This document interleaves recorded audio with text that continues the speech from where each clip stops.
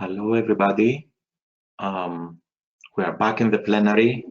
I'm sure you have enjoyed the breakout groups and the discussions. My name is Vangelis Konstantianos. I'm the Executive Secretary of the Global Water Partnership Mediterranean, and I'm really pleased to assist today in moderating this session that will bring the messages from the different thematic or even cross-cutting breakout groups in this exciting conference. It has been very rich. Myself, I had the opportunity to go around virtually in your breakout rooms and followed a bit of your discussions. So let us first hear from the rapporteurs of the 4 sessions. We have 45 minutes or so. So let us devote 5, maximum 6 minutes per rapporteur to give us feedback on the discussions that have taken place. There were some questions that have been suggested for the moderation. Let me start from the Energy and Water Group and invite Ad Deru from the Joint Research Center to give us this 5, maximum 6 minutes feedback. Then when we finish with all the reports, we will still have something like 20 minutes to discuss on the way forward, and this will focus particularly on the community of practice and how we build something that can really make a difference. So, Ad, to you.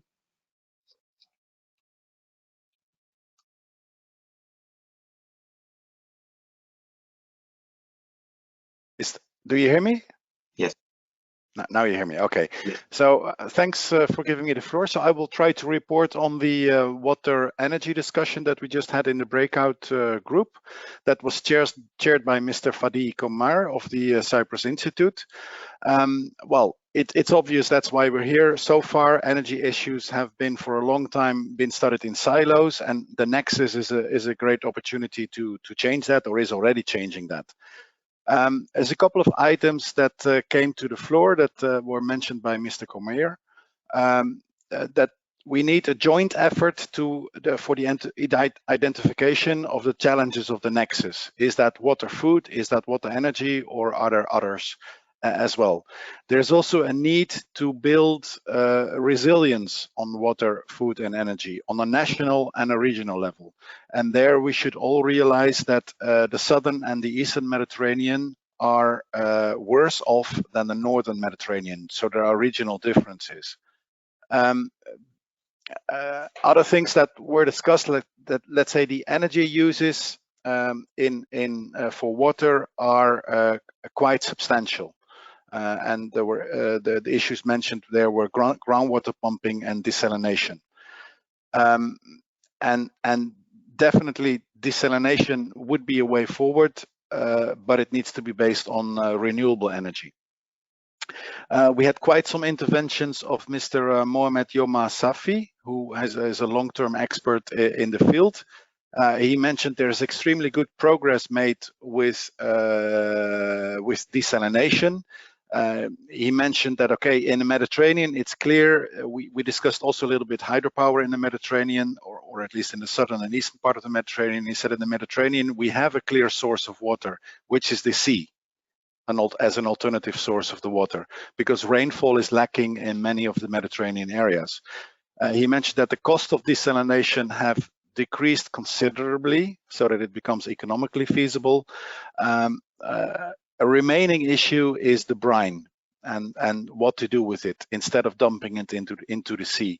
I think there also we need some more research, what to do with the brine. Apparently there has been some progress to recover the brine, to even produce energy with the brine. A person from Israel mentioned that there are investigations to use the brine in building material, and there's maybe also other alternative usage for the brine. But I think that is still a research field where we need to find a solution. We came to the issue of using deep groundwater and obviously energy issues with pumping deep groundwater. there is, in any case, a research need to investigate the potential of solar pumping of deep groundwater for irrigation. But obviously there is a sustainability issue. We should really think in the Mediterranean if this is sustainable. And the example was given of the aquifer in northern Africa that is exploited, for example, also by Libya. And some of the experiences there are not very good. So we really need to think on the sustainability issues to find a balance between demands and supply. Like I said, hydropower was also discussed, and it has potential ecological effects. Some delegates were not so much in favor because rainfall is lacking in large parts of the Mediterranean, so they see the sea as a better source of water. Coming to a few generic points, I think there were statements that we need the political will in the Mediterranean countries to face climate and nexus challenges. There is a doubt if decision makers are sufficiently aware of the challenges, and we need to find a way to accelerate resilience building in the Mediterranean. There seems to be a knowledge gap with decision makers that we need to try to work on. So there's a need for increase of capacity building, maybe in the end with some fresh blood with the decision makers as well. But okay, we can't change that. Again, coming back to this capacity building. So that's capacity building is needed with scientists involved. There are ideas to launch an awareness program, or there's a need to launch an awareness program to make decision makers, parliamentarians, aware of the nexus issues in the Mediterranean and shape a resilience community. A good example was presented on by Guillaume Bromberg on the Green Blue Deal, which is a project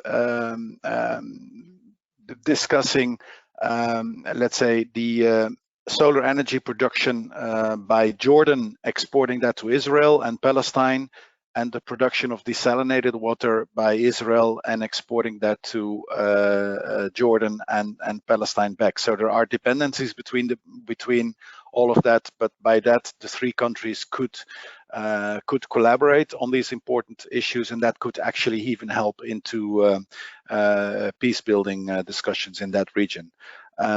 Still, it comes back to the existing problem of desalination and what to do with the brine. I think there is still an important issue there, to find good alternative ways of the brine.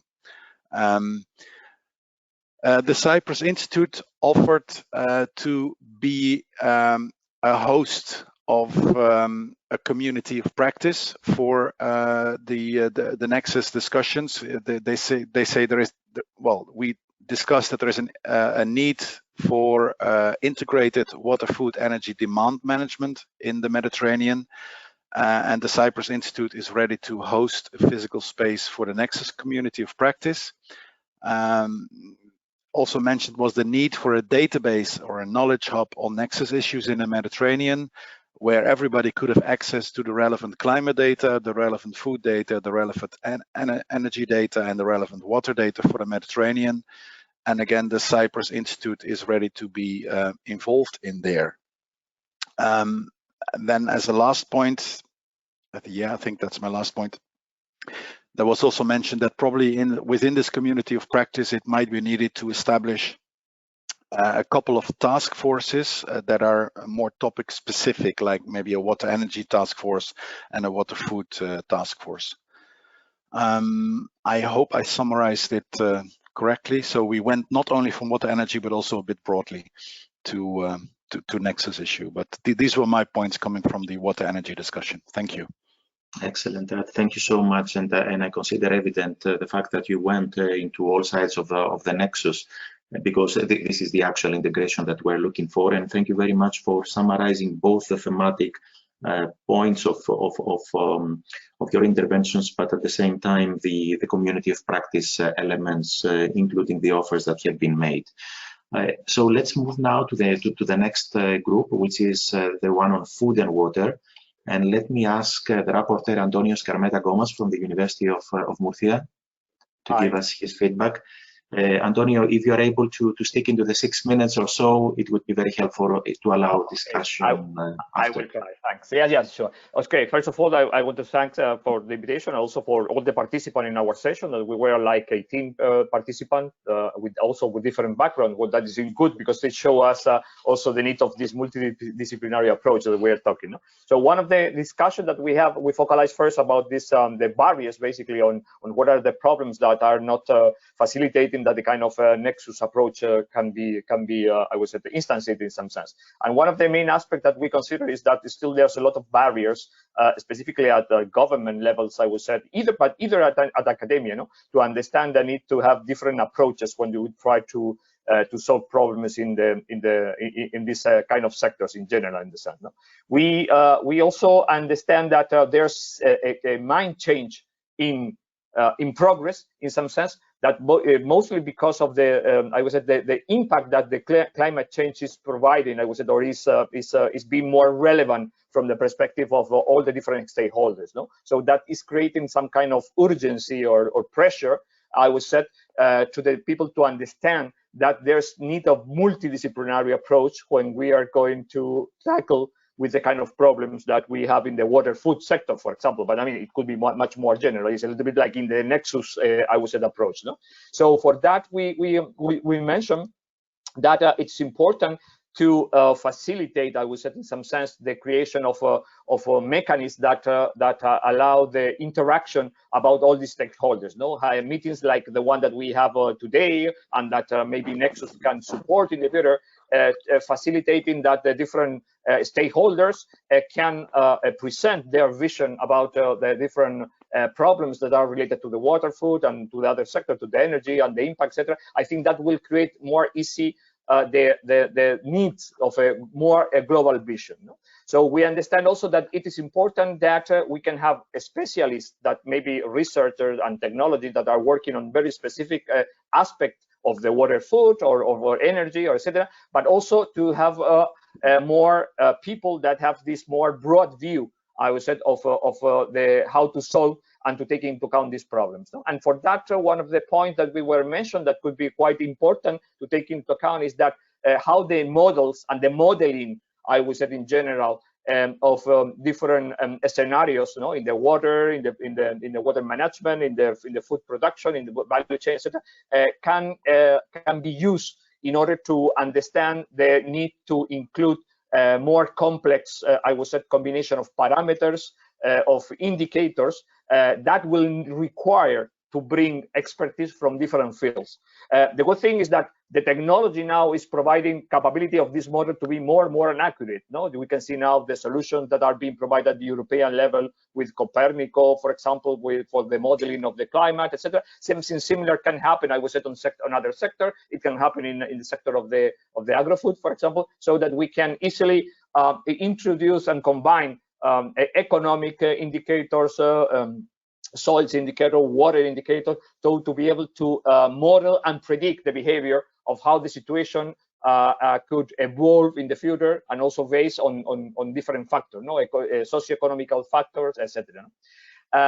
It's important, we mentioned the sustainability of the resources, so that one of the key elements on when we are talking about this solution is to take more and more the idea that at the end we are talking about resources that we need to be able to manage and make sustainable the resources, the resources, and the important thing that in some case will have complementary vision by different stakeholders. So either in some case there will be different and confronted ideas that need to be put in the table, so that we can really understand, I would say, what the decision making that need to be provided could be more, I would say, taking into account all the different aspects. For that, and as some of the proposal that we are making as part of this activities that Nexus can realize, is that we follow what now is what I understand like a quintuple helix, basically, where we involve all the different stakeholders, not only just, I mean, the typicals that we can think about government and academia and industry, but also the society. In society, for example, it could be the farmers, it could be, I mean, the food producers, could be the other entity, but also the environmental aspect of the problem. So basically, people that are more aware of this, because at the end, it's important to understand that now there are conflicting issues, and we need to take decisions with the global vision, and not necessarily with only a small part of the scenario. Also, we mentioned the importance that inside the Nexus community of practice we can facilitate a mechanism so that the projects, when they finish, they can have easily make a means to demonstrate their solution. That could be through some kind of piloting activity, maybe some kind of proof of concept, like already are happening in other calls at the European level, so that we can present results, and also to help, I would say, the exploitability and the commercialization of the results of in the sense of many of the projects. That will also facilitate the creation of new business, the possibility of reaching, I would say, the end user and the society in general, in order to understand the benefits of the solution that we are generating as a consequence of our own research. No? And at the end, what is important, finally, just to conclude, is that we need to engage as much people as we can on this kind of meeting, as already mentioned, of this community that we wanted to create, facilitating the kind of workshop meetings, and where we can involve all these different stakeholders, and we can discuss, like today, like on these days during the Nexus conference, all the different axes, basically, of the problem, so that we can better understand how to identify solutions that take into account all the aspects that we just mentioned. That's mostly the conclusion we have from our side. Thank you very much, Antonio. I think that in your presentation, you already made an integration between the thematic agenda and the community of practice content, and your highlights both on the scenarios and how this can be used, and also the outputs of scientific and other kind of projects, like those supported by Prima, for example, or DG Research, could make the difference in the ways forward. Thank you very much for this. Now let's go to the Nexus group, and let me ask Fernando Narti from the University for Foreigners of Perugia to give us his feedback. Yes, I'm here. Do you hear me and see me? Yes. Now we do. Okay.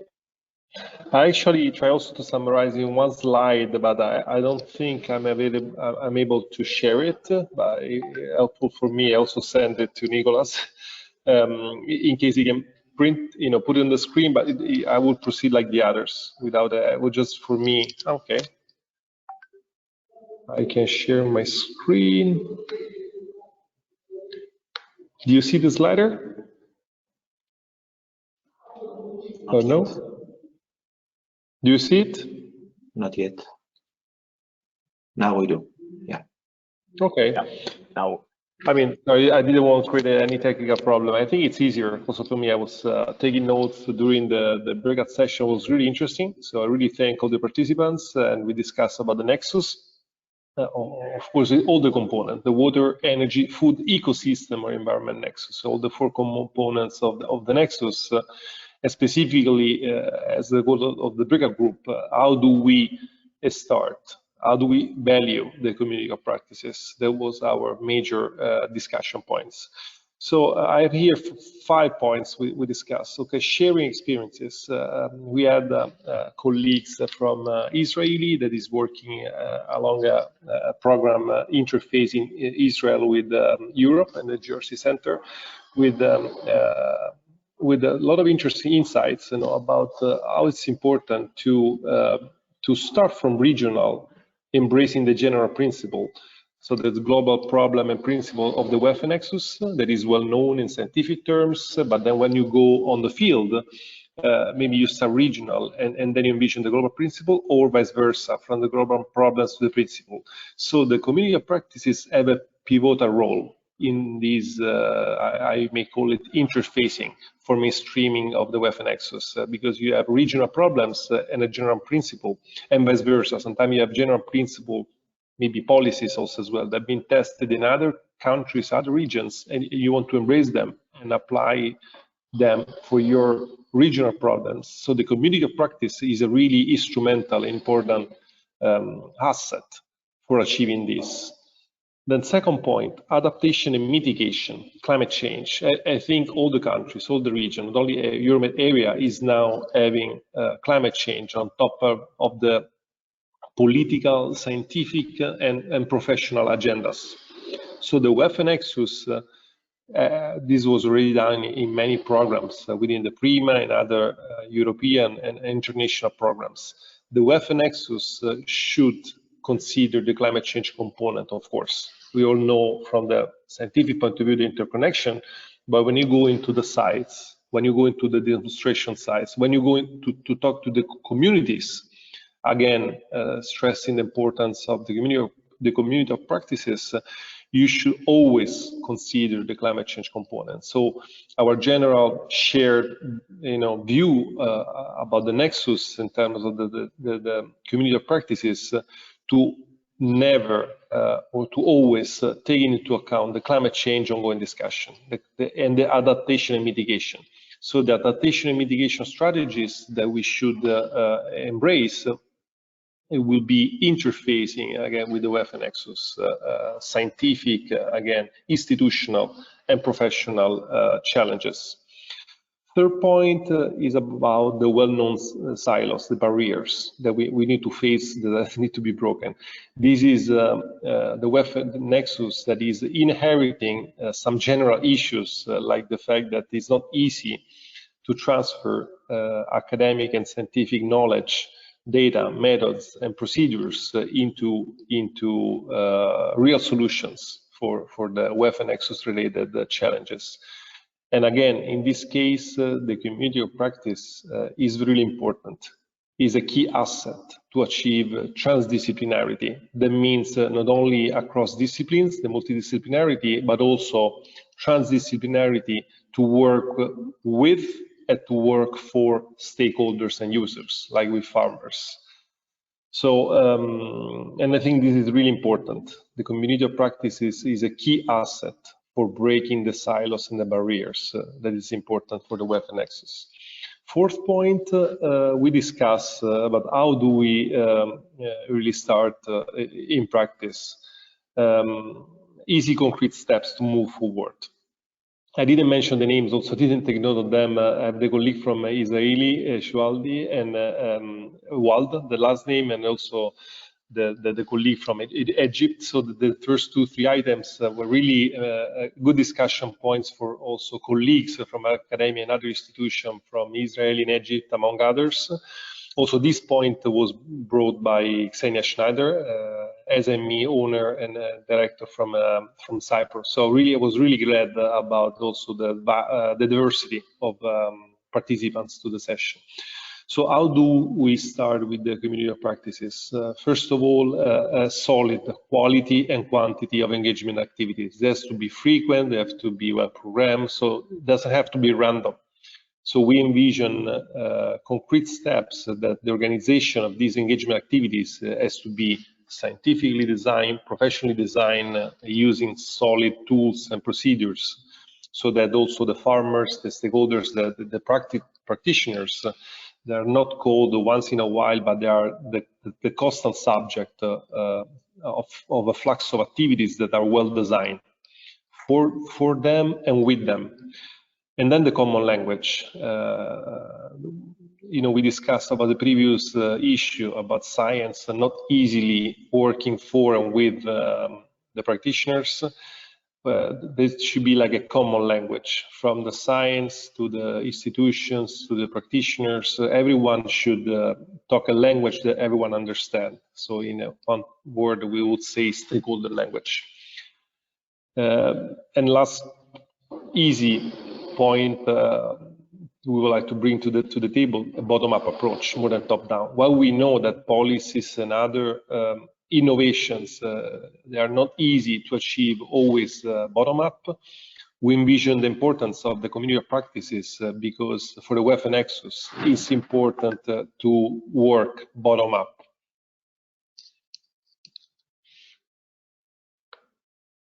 And I think I summarized everything. Thank you.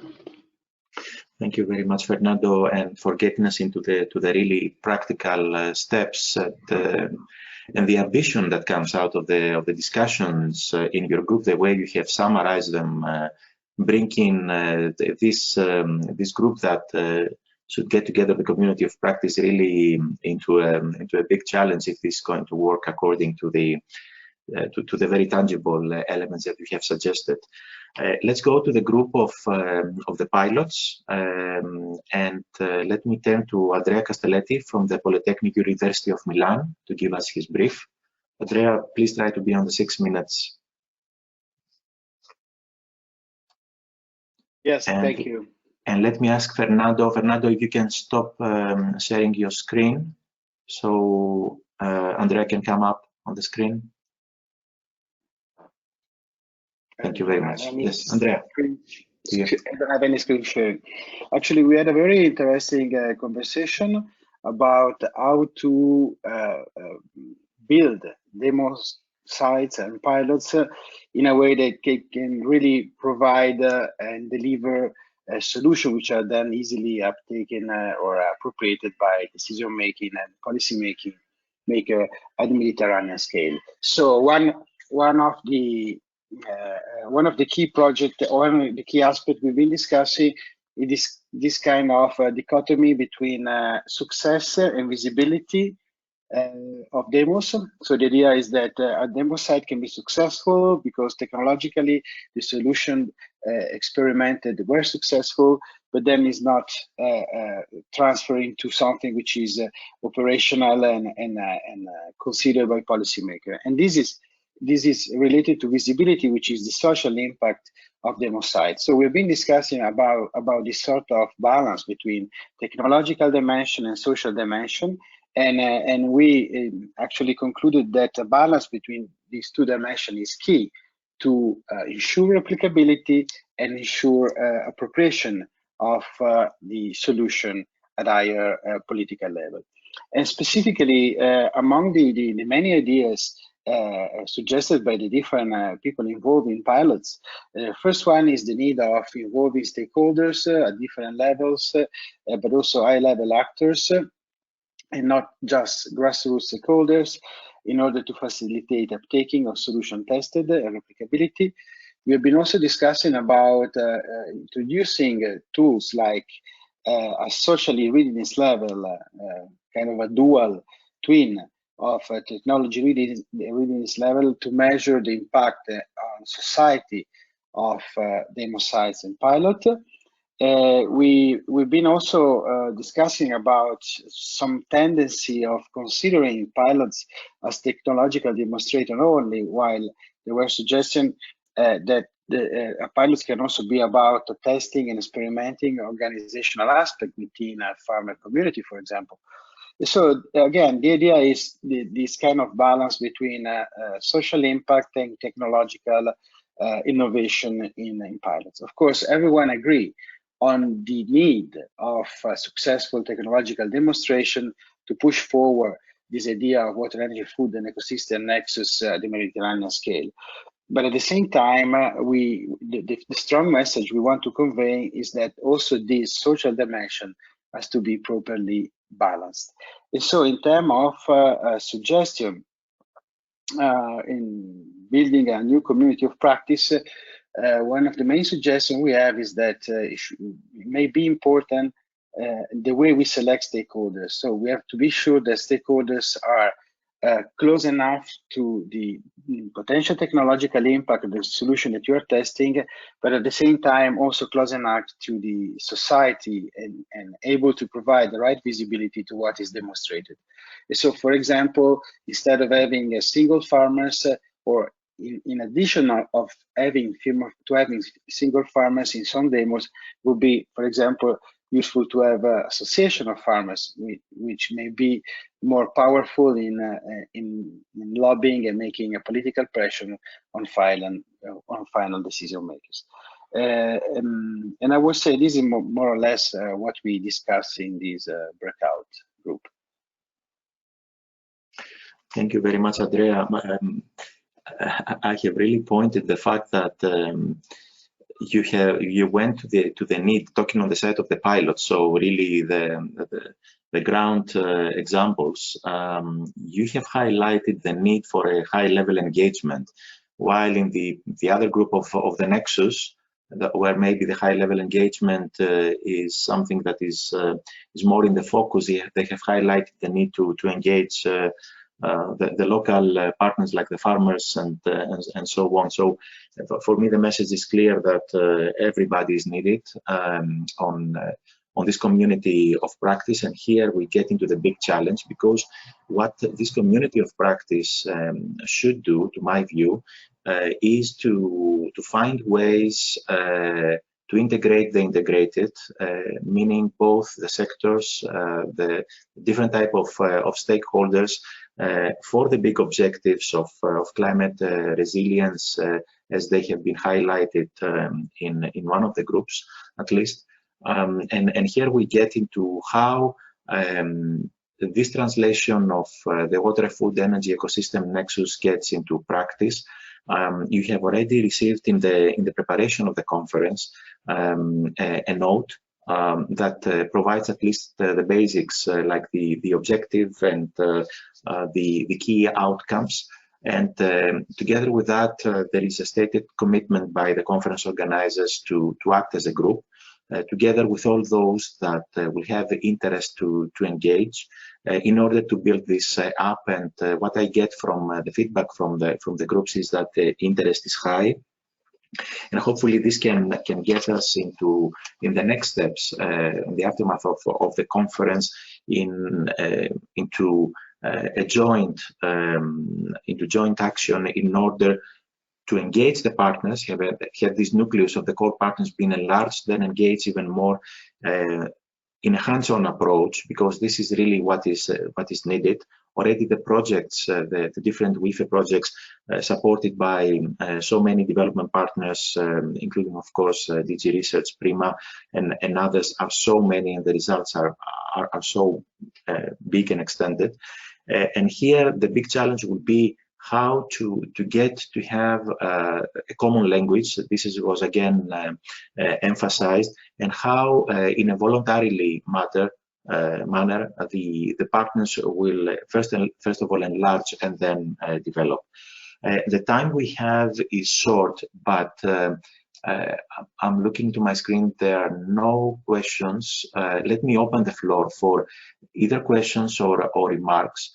And at the same time, let me ask also the four moderators of the groups, Dr. Fadi Komer. Dr. Fadi, welcome in your new function. Professor Michael Skoulos, Dr. Maria Brachioli, and Dr. Adriana Brueggemann, if they would like to give us 1 point, because the time is really short, 1 point out of the rich discussions that was already summarized by the rapport, there's something that has stand out for them and they would like to share here, focusing on the community of practice and how we go the next day in bringing that together in a meaningful way. If you agree with that, and while we are waiting for eventual remarks from others, Dr. Fadi, if you are online, if you can give us this 1 point. Okay, thank you.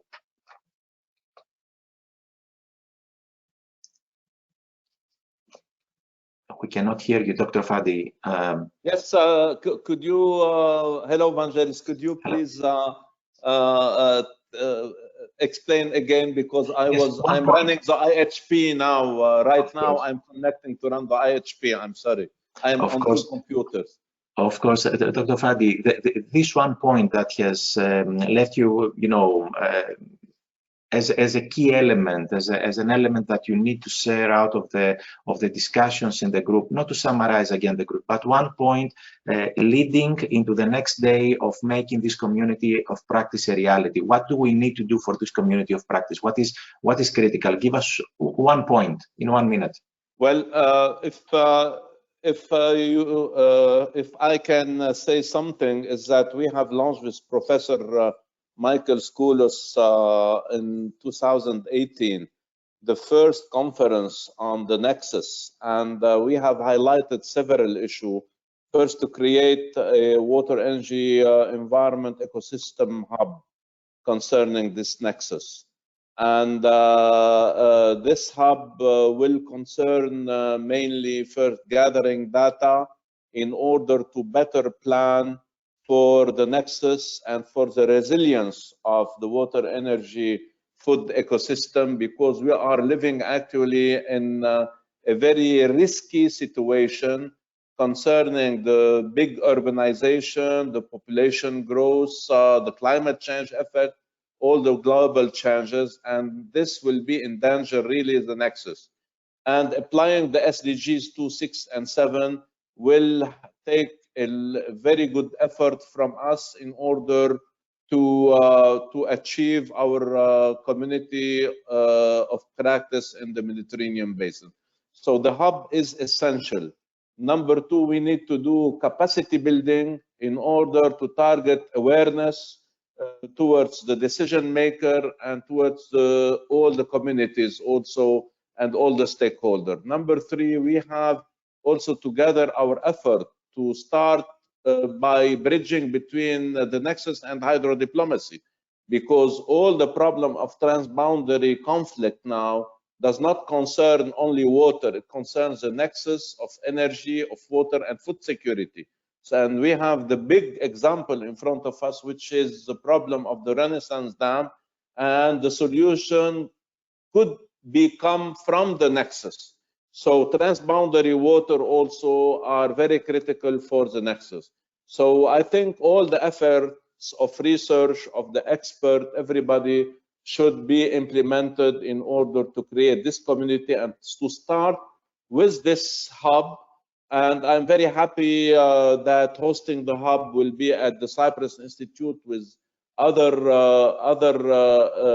institutions as GWP Med, and all the other institutions are welcome to launch this hub from the Cyprus Institute and to connect with the Eastern Mediterranean and Middle Eastern country and the Northern country, so that we could live in a safe environment and we can secure the Nexus for our future generation. Thank you very much, Dr. Fadi. Very rich as always, and you have brought also the element of transboundary waters so critical for our region. Let me turn immediately to the moderator of the Food and Water Group, Professor Michael Skoulos. Please give us in 1 minute something that has stand out of all the discussions you had, or an additional point.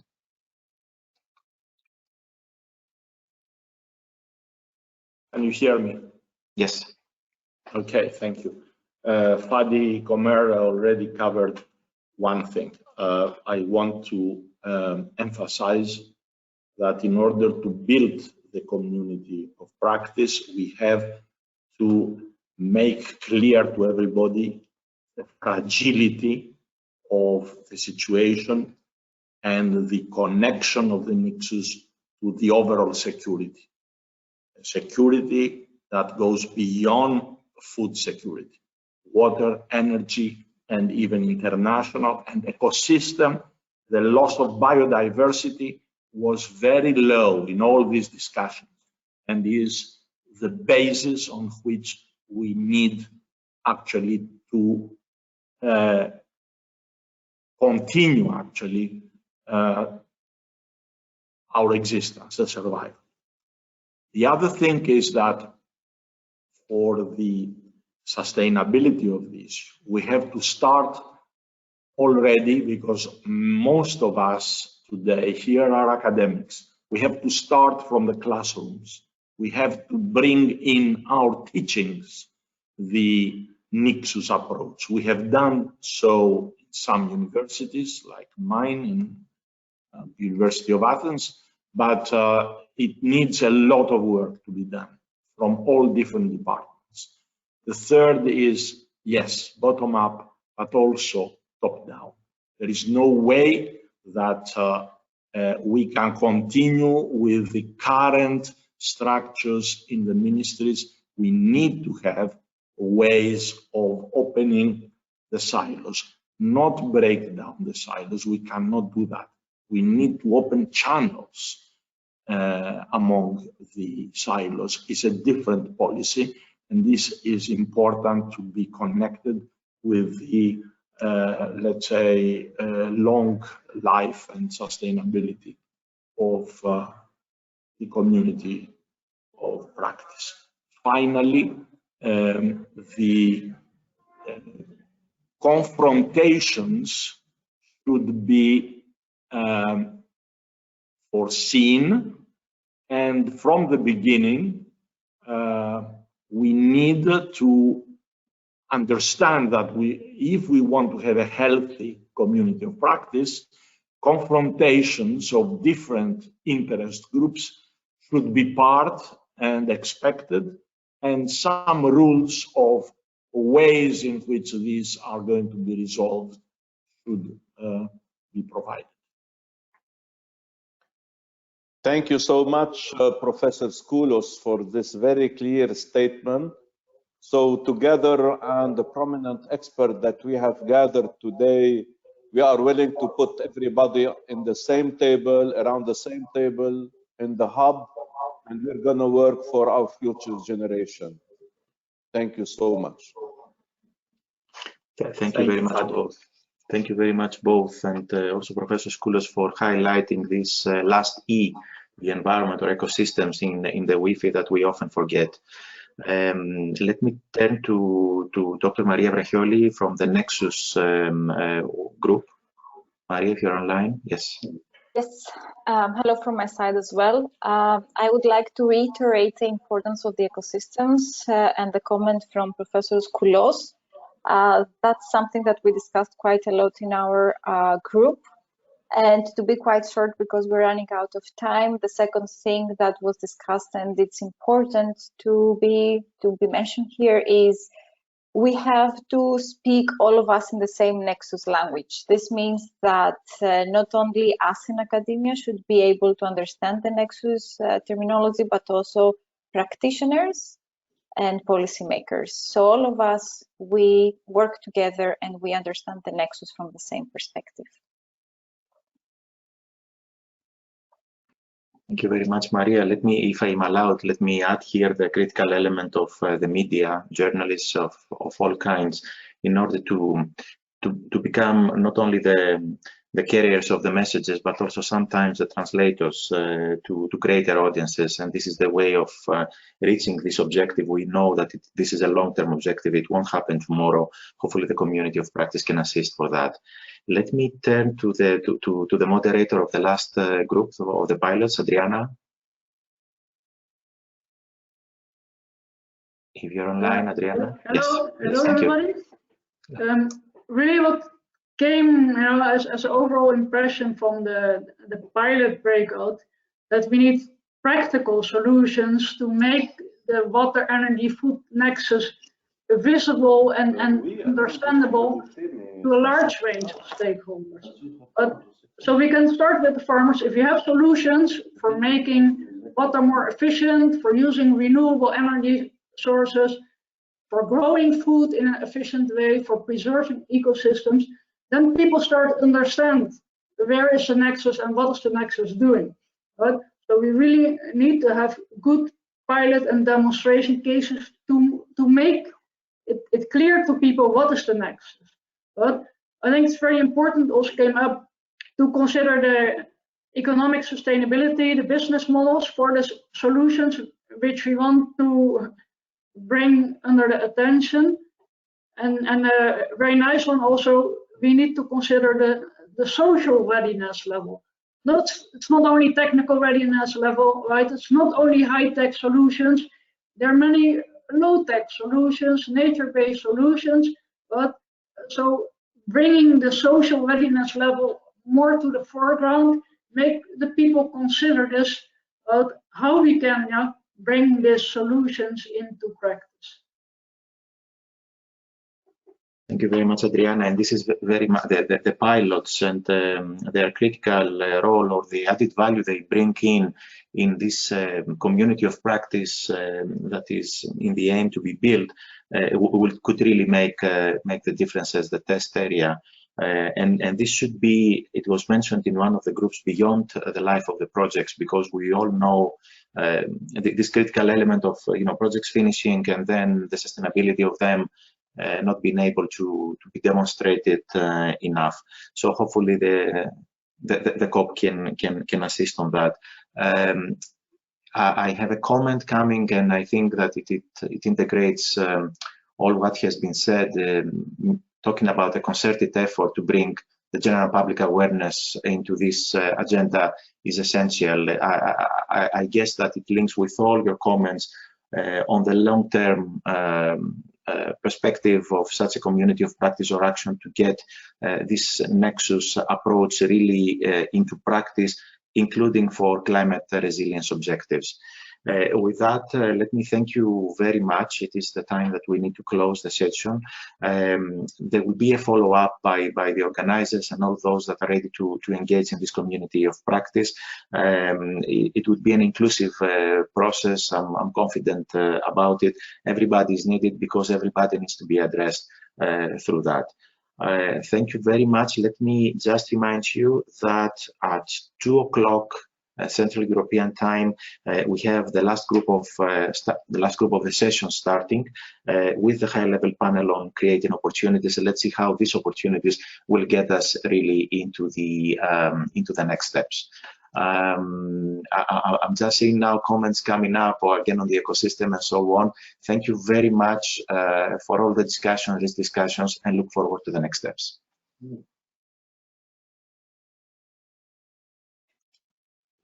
Hello, everyone. Welcome to the penultimate panel of this conference entitled Creating Opportunities. My name is Anya Sitharam, and I'm very pleased to be the moderator of this session. I'm a former BBC World News presenter and also a former ITN Health and Science correspondent, and I now regularly moderate events for the European Commission. So we're drawing to the close of this important conference, and in this session we want to focus on how to make the Nexus a reality in the Mediterranean region, and in particular explore how to implement the community of practice. And that community of practice was discussed at length this morning in breakout sessions. And at the close of this session, we're going to be celebrating the achievements of researchers and practitioners in a short ceremony to mark the Prima Nexus Award Prize. But before that, we have lots to discuss, so I'm going to introduce you to our expert panel. We have Mohammed El Shinawi, co-chair of the Prima Foundation. Welcome to you. We have Almataz Abadi, Managing Director, Water Union for the Mediterranean. We have Elisabetta Bazzi, Head of Unit, DG Research and Innovation, European Commission. We also have Abdurru, who is from the Joint Research Centre at the European Commission. And we also have another speaker who hopefully will be able to put his camera on shortly. If not, we will just have to listen to him. And he is Ayman Ayad, Water and Utilities Sector Manager, Delegation of the European Union to Egypt, Cairo. Welcome to you all. Thank you very much. And just a reminder to the audience that we would also welcome your participation and questions. So please do start posting them in the chat. And if you want to share your thoughts and opinions to the wider world, then please, if you do that on Twitter, you can tag WEFE for Med. So I'm going to start with the same question to each of the speakers, and just to gauge, just to kind of move the conversation on a bit, really, from theory, from talk to walk, shall we say. And I'd like to ask each of the speakers, we've had a lot of excellent ideas and best practice for the WEFE Nexus, but what, in your opinion, is the game changer that's going to make the WEFE Nexus a success in the Mediterranean region? So I would like to start with Mohammed El-Shinawi.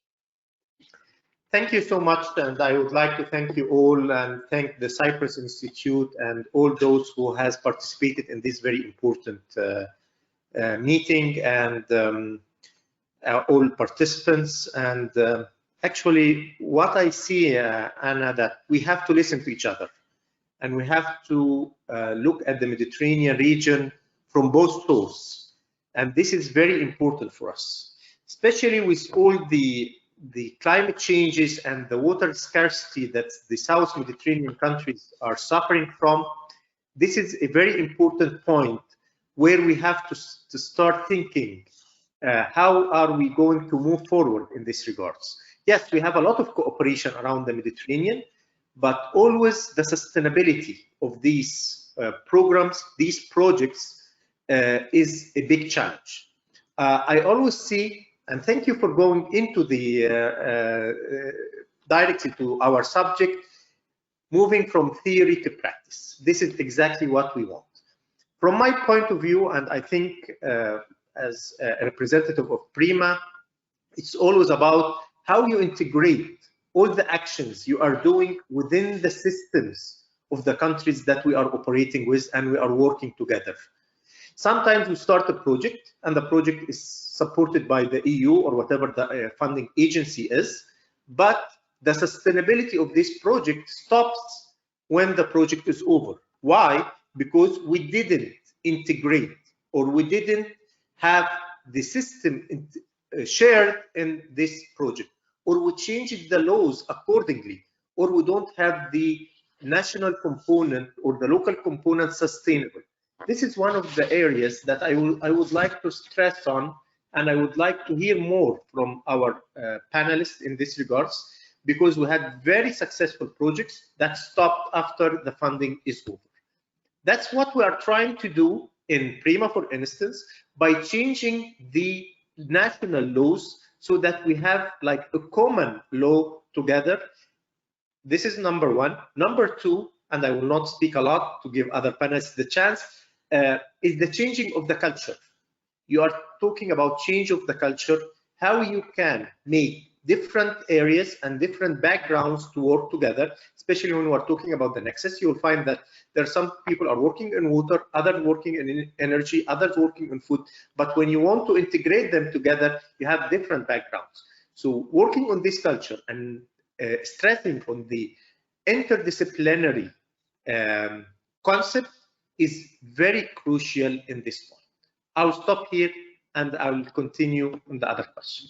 Thank you. Thank you very much. I just wanted to come back to you, though. That is quite an ambitious ask. I mean, I quite understand that you would want to continue a project after funding is finished. So would the expectation be that governments should then fund the project? Actually, thank you. Maybe the government could be involved or find a way of funding. Maybe you can, through the funding, local funding agencies, they look at those who are funded by international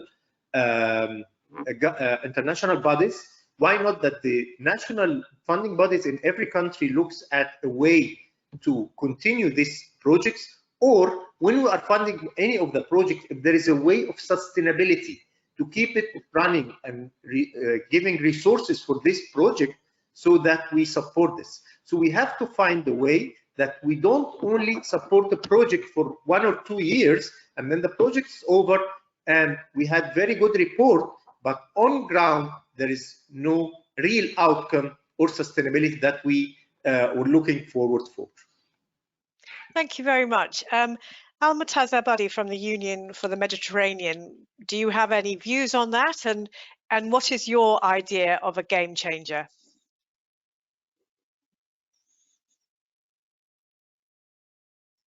You are muted, Mu'taz.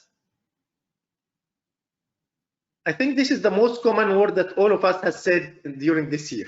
Yes, thank you very much. I was not realized that I am muted because somebody muted me before. But anyhow, thank you very much, Dr. Mohammed El-Shinawi, for the guiding speech for me, and it make it easy for me to reply to our great Ania.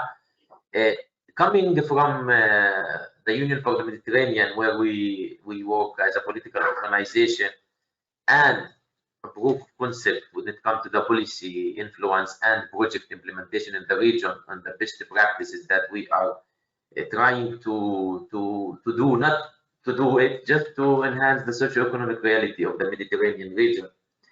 And considering that I'm coming from the south, where I used to work as a aid coordination for the WEFE also. It was water environment aspects and energy. So the game changer lies in our ability in order to enable a good governance, good regulatory system in our countries in order to absorb what we are going to do when it comes to water, energy, food, and ecosystem. Remember, those are the basic services. What that means? The basic services in any country is the services that make people elect their cabinet, and they will decide who is the minister sitting on these four based on two concepts, that they have good quality of services and affordable prices. So the game changer here is how the Union for the Mediterranean, with PRIMA, with DG Research, with DG NIR, how they can influence a reform in the north, south, or shore of the Mediterranean that will enable us to work on a comprehensive approach like what we call it a Nexus. But when we went to implement some virtue of the water strategy in the Mediterranean, we went to Jordan for towards sustainability of the water sector. The most important things happen that they ask us, the donor community and the government, we need a political committee which is at the cabinet to discuss these issues, because the laws and the regulation in the country, they are not allowing us to contract the right people to do the Nexus. You put a water project, you cannot contract an energy company because they are classified as an energy sector, not water sector. There is a huge thing to be done at regulation. There is a huge things to be done at management level. It should come from the cabinet of the prime minister to his four ministers, that they need to work together. But imagine that the four ministers are not from the same political party. Congratulations then. So silos is not putting WEFE just like this. We need to start from education. We need to start from also issue related to the regulatory framework, the contractual arrangement. So in case we start this process now, we will not achieve it tomorrow. It is a long and time-consuming process, but we have to do it. We have to start tapping over the regulation governance aspect in order to enable our countries to absorb this Nexus at national level.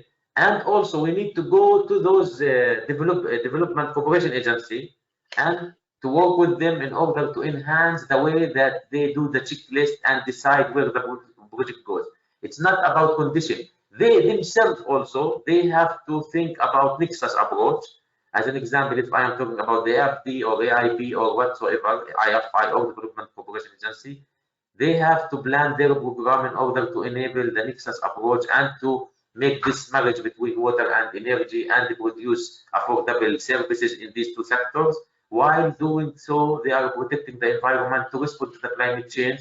And this can be done also by the checklist that they can introduce that make Nexus relevant. We should start talking about donor cooperation agency that they are putting one of the conditions to give the money Nexus relevance. Thank you very much. So yeah, so conditions there and also governance, and very ambitious again, because you're talking about influencing political influence at cabinet level, and that's the only way that, shall we say, the message would trickle down. I think that's what you're suggesting. I'm going to ask, I'm hoping Ayman Ayad is here from the delegation of the European Union to Egypt. Are you there? No? Hello? Yes, Yes, hello, Anya. Sorry Okay, we can't see you, but if you're brief and tell us what your game changer is. Well, I think that the words like integration, I think this is the main game changer. We have always introduced terminologies such as integrated water resource management, water energy nexus, water energy food nexus, and so on.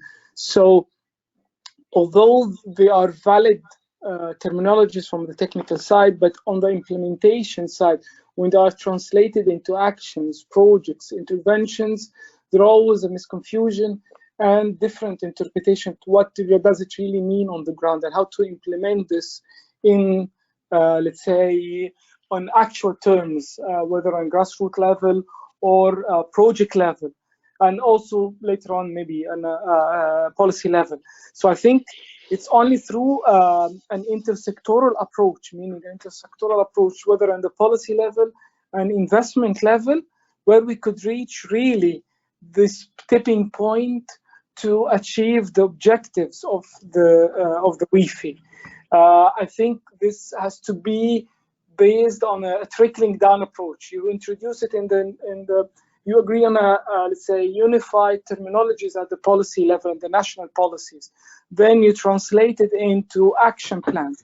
Action plans that are translated into integrated investment packages that reflects at the outcome level the main objectives of the concept. And then by introducing this, plus raising awareness on what does it really means on the ground and the roles and responsibilities of the stakeholders, where it could reach the game changer. Luckily in the Mediterranean region, which is one of the most arid regions in the world, they are facing the same challenges related to water scarcity, ecosystem deterioration, also food shortage, especially in main food preservation. This common challenges, which is also a big challenge, but also requires, let's say, common solution, which means that whenever you identify a framework to work on that is suitable, it could be a solution that could fit all within the region, because let's say the problem, the core problems are more or less the same. So I guess again,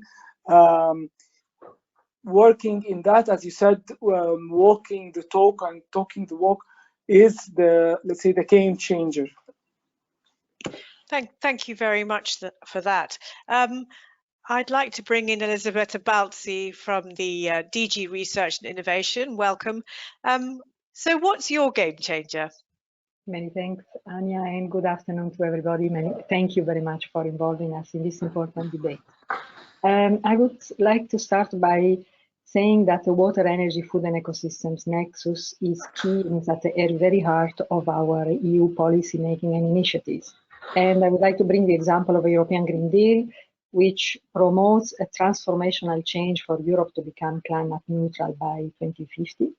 And this transformational change is expected to cut across interconnected sectors at their nexus. So addressing at the same time ecosystems restoration, biodiversity decline, resource and energy and efficiency, sustainable food system, and climate-proof water systems. So for us, the game changer is to drive a transformational change with a systemic approach which cuts across sectors and systems and broadly engages and connects all stakeholders and citizens at local level and across the EU sea basins to deliver together solutions. And how is this happening in practice? Actually, this is happening in this very moment. In this very moment, 3 European commissioners are announcing the launch of 5 European missions.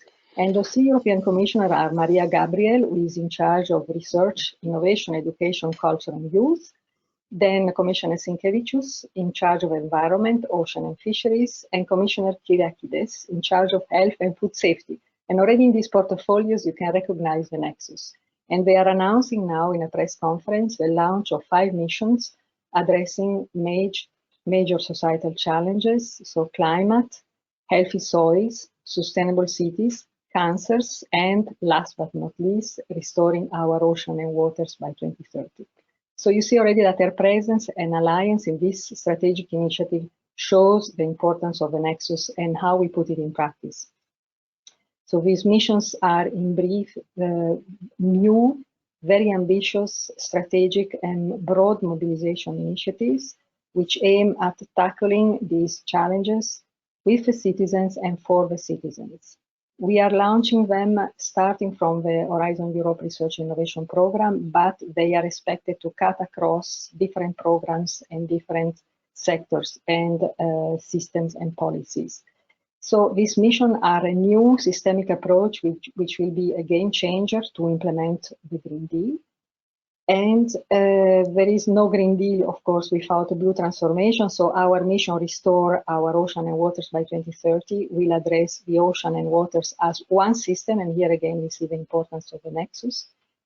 And the mission will help to achieve 3 interconnected EU objectives at the WEFE Nexus. One is protecting 30% of EU seas and waters, and restoring marine and freshwater ecosystems and biodiversity, and also restoring 25 kilometers of free-flowing rivers. The second objective is preventing and eliminating pollution by reducing plastic litter at sea, nutrient losses and use of chemical pesticides by 50%. And then the third objective is making the blue economy climate neutral and circular with net zero maritime emissions. So you see here again, you can recognize in these 3 interconnected objectives the importance of a Nexus. And then what is important is the mission will include as key action the establishment of lighthouses across EU sea basins.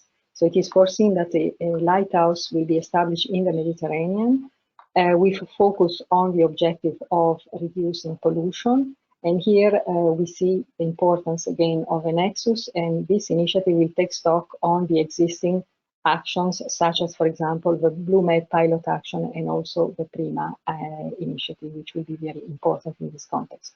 So in conclusion, I would like to conclude by saying that we praise very much the Nexus community of practice, because solutions come when institutions, policymakers, local communities and practitioners work together to address these challenges. Thank you. Thank you very much. So that's very interesting about the mission. So does that actually mean more money for the WEFE Nexus projects? How does that work? So the Horizon Europe World Program will include indeed a budget for supporting the missions, but that will not be the only support to the missions, because what makes the mission difference, it's really an initiative, a strategic initiative, which will mobilize and go far beyond research and innovation, will cut across different EU programs, but also national programs. We expect also the national authorities, the regional authorities, the local authorities to be involved. So it will be a teaming up across different sectors and different initiatives with different instruments. Of course, Horizon Europe will invest major amounts of funds in delivering the mission, but we will not be alone. We have to do it all together. Thank you very much. And finally, Adaru from the JRC, what's your game changer? Well, thank you. I would like to go back to things that Mr. Potočnik said on the first day and Professor Kramer said yesterday. Professor Kramer showed, and this is basically also what we see in our analysis of the Nexus and the climate situation in the Mediterranean, that water availability will decrease substantially in the Mediterranean. Mr. Potočnik on Monday, when we discussed it with him, what's the solution? The solution is we need to change our demand. I think the big challenge of the Nexus, and I think also the climate debate in general, is that we need to raise the awareness that we all need to change our demand. I've seen also this week that not all of us are aware of that. I've seen comments from persons representing the agricultural sector that they still believe that they're doing fine. I think we all need to realize that we're part of the problem. I'm also part of the problem. I need to change maybe my diet pattern. I need to change my way of traveling, and I need to change my water consumption. We all need to decrease our consumption to make it fit, to make demand fit availability. And the importance of the Nexus is, and to make it work, we all need to realize that we need to decrease the demand to make it work. I think so I would hope, and what I've seen also from the work we did is that, you know, a bit of efficiency increase in the Mediterranean will for sure help to bring down consumption. But I think, for example, the agricultural sector needs to think also in some areas to change crop. Maybe it's not anymore possible to go on with irrigation of certain crops in the Mediterranean because they just consume too much water, and the water is not going to be there. And that's my main worry, that we need the notion in the agricultural sector that changes might need to be more dramatic than we all think. I think the European countries of the Mediterranean might have the advantage that we have the CAP, so the Common Agricultural Policy, as an instrument that hopefully will be used to steer that change. I think for the other countries of the Mediterranean, I think it's a challenge, and I think there, you know, the national policymakers are instrumental to convince them on that. So your game changer is actually changing mindsets. Yes, I think that's still the biggest thing. You know, we also need the notion that, you know, climate change is happening now. We have no time to wait anymore. We cannot wait until the next generation. So education is all fine and is important, but we should do it, this generation. And I'm very happy to be part of the Commission with the Green Deal initiative. That's wonderful. I've seen the Commission change to be, you know, in the last couple of years, and we need to bring this notion of change also to national governments. But we need to realize that climate change is there. We've seen 40+ degrees, we've seen 50+ degrees this year. We've seen tremendous floods in areas where we didn't see them at that time of the year, and in that magnitude. And this is all, you know, confirming. I'm doing climate research basically since 20 years. The patterns, the predictions we're making are more or less pretty stable for the Mediterranean. So we're saying this already for several years, and there are other climate scientists that saying this since the 90s. You know, how long do we still wait to start on action? And I think also the risk of a nexus and a community of practice also, it should not be another circle to debate things. We should really go on into action. And so let's move on to that then. Thank you very much, Abdurrahman. So let's talk about the community of practice and putting it into action. And Mohammed El-Shinawi, this morning I was listening to some of the summing ups of the various sessions, and in fact, one person made the comment that actually it shouldn't just be WEFE Nexus, it should be WEFE Climate Nexus, and the word climate should be highlighted there.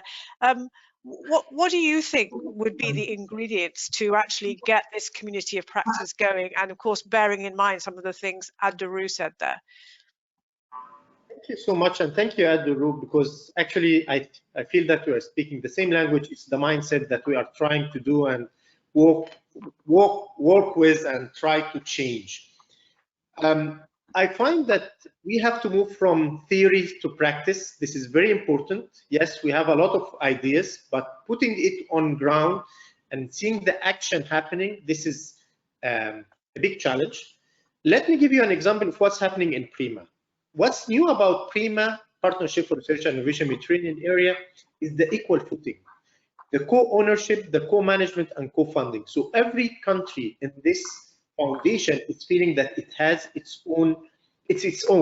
We are all sharing and we are doing the same thing together. We are not only one who is funding and the other is doing the work or whatever, but all are it's a co-ownership. This is a real co-ownership.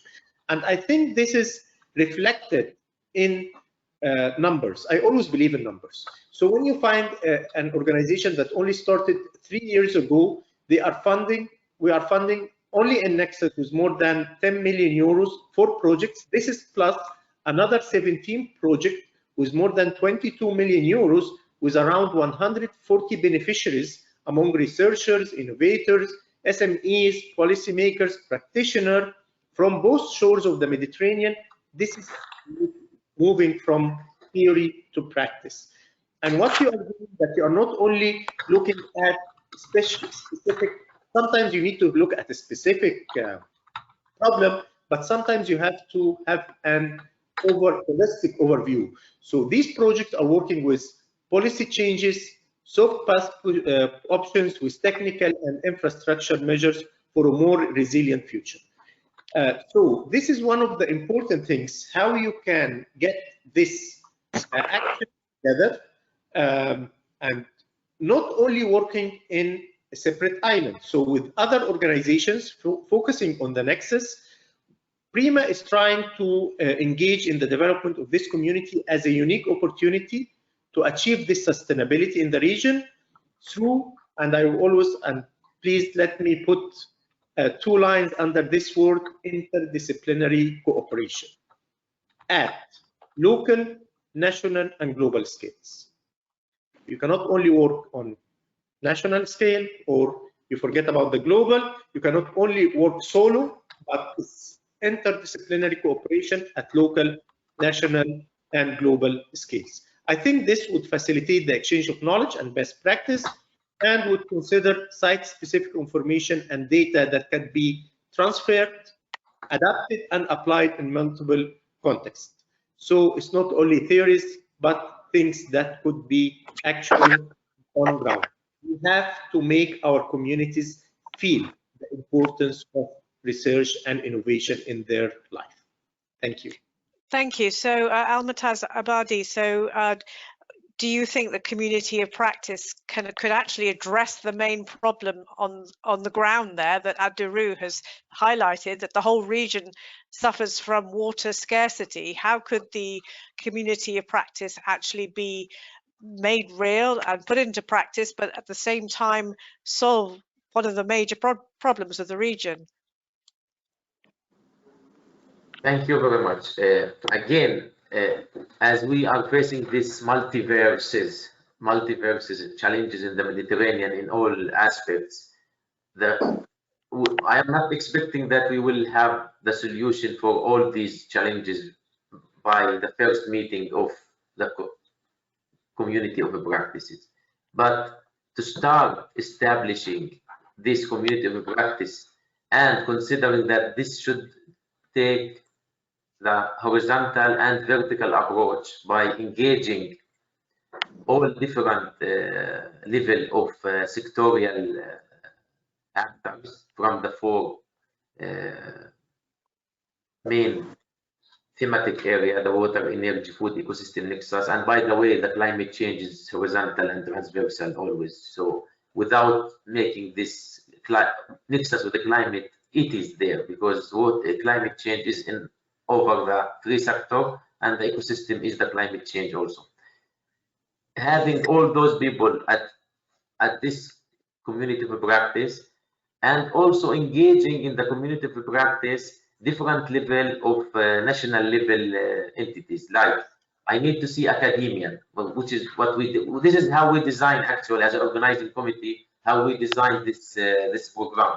We need to have gender, we need to have women association, NGO, civil society, and governmental actor. But to start this longer process to cope with these challenges in the water, energy, food, ecosystem nexus that we are facing in the Mediterranean, we need to have a long-term plan, and we need to, what we do in this community of practice, we need to prove it, that it's working. So having these international organization or regional organization like us and like PRIMA, that they can take this community of practice recommendation and they try to put it into different platform of discussion. I don't want to talk about the Union for the Mediterranean, but you know about it. We have water expert group meeting, we have energy expert group meeting, and also we have the climate change environment working group, ecosystem aspects. So we can bring the community of practice and give them a place to join these group at different level, and to start a live discussion with those water expert group and other groups, because they are not only coming from the government, they are not only the water director from the both shore of the Mediterranean, they are the water director beside organizations working in the Mediterranean in the subject matter, and donor community, as well as some civil society. So this community of practice, if they want to be successful, they have to be linked with the processes that are really doing something at dialogue, and they should be also connected at national level in order to be influencing on the policy and national development plans. Otherwise, we will produce a lot of ink on paper that this will be a new document that I will refer to in my next research, or I will guide my daughter Celine to look and to put in her study in the school. Thank you. Thanks very much, Almataz. Yes. So I'll bring in Ayad Aman there, and just to ask, does that all sound very top down to you? Should the community of practice be built from the bottom up? Well, I think both. I mean, you need to build communities, the resilience and their connectivity, but still without an umbrella, without a supporting, enabling environment of policies, laws and regulations, finance, investments, the cycle will not work. I mean, especially whenever you have a big, let's say, communities, big country, where regardless of the efforts that are done on the ground, without such enabling environment, there will still be tiny, scattered, let's say, dots or lights that still didn't fill the whole void. So I guess both the two approaches are required by different stakeholders, indeed, different mechanisms, but they are interconnected. And I think this is also part of the whole concept of the Nexus. Okay, thank you. Elizabeth Abalsi, we heard from Ad-Daru, the JRC, sounding the alarm there and saying, you know, we are in a real crisis. Do you think this Nexus, WEFE Nexus community of practice, these discussions now, is really too late? Thank you, Anya. Of course, there is an urgency to act. I want to believe that it's not too late, but there is a need, an urgent need of a systemic change which is required, and we need to coordinate our efforts to carry out, to implement this systemic change together as soon as possible. So what are we doing at the European Commission, at least on research and innovation, which is certainly a strong enabler of change, not sufficient by itself, but a very strong one. We already launched a European Green Deal call already in 2020, so anticipating the urgency and in order to deliver on the European Green Deal objectives. It is indeed a call which cuts across different objectives of the European Green Deal, and also here we recognize the importance of a nexus. And I agree with the observation that the nexus should probably include the climate dimension. Then what we are doing now in the new program, in the new European Research Innovation Program, which has been launched this year, Horizon Europe, we have already published a work program for the first 2 years, 2021 and 2022. We have calls being published for with a budget of over 95 billion of euros. At least 35% is dedicated to finding climate action. As I mentioned, an important initiative, new initiative, is emissions, and there is more than 1.9 billion euros dedicated to 5 missions in the first 3 years of the program. So you see there is a very important opportunity to act together through research and innovation across the nexus. So I would say, yes, there is an urgency to act. It's not too late, but we really need to invest all together our efforts, join efforts, and address the challenges together. Thank you very much. Adaru, this is a community of practice question, but it's come in from a member of our audience, from Omar Amawi from Prima. And he is saying, from theory to practice, who's responsible for creating theory, farmers or researcher? And who is responsible for the practice, keeping in mind that it's farmers who have the practical experience, while researchers don't have the practice, they just have the unpracticed theory.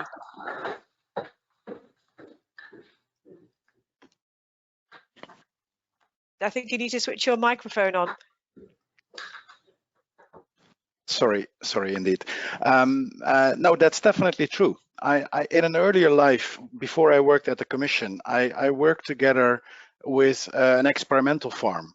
There, as researchers, we worked together with an experimental farm to work on methods to reduce flooding and soil erosion.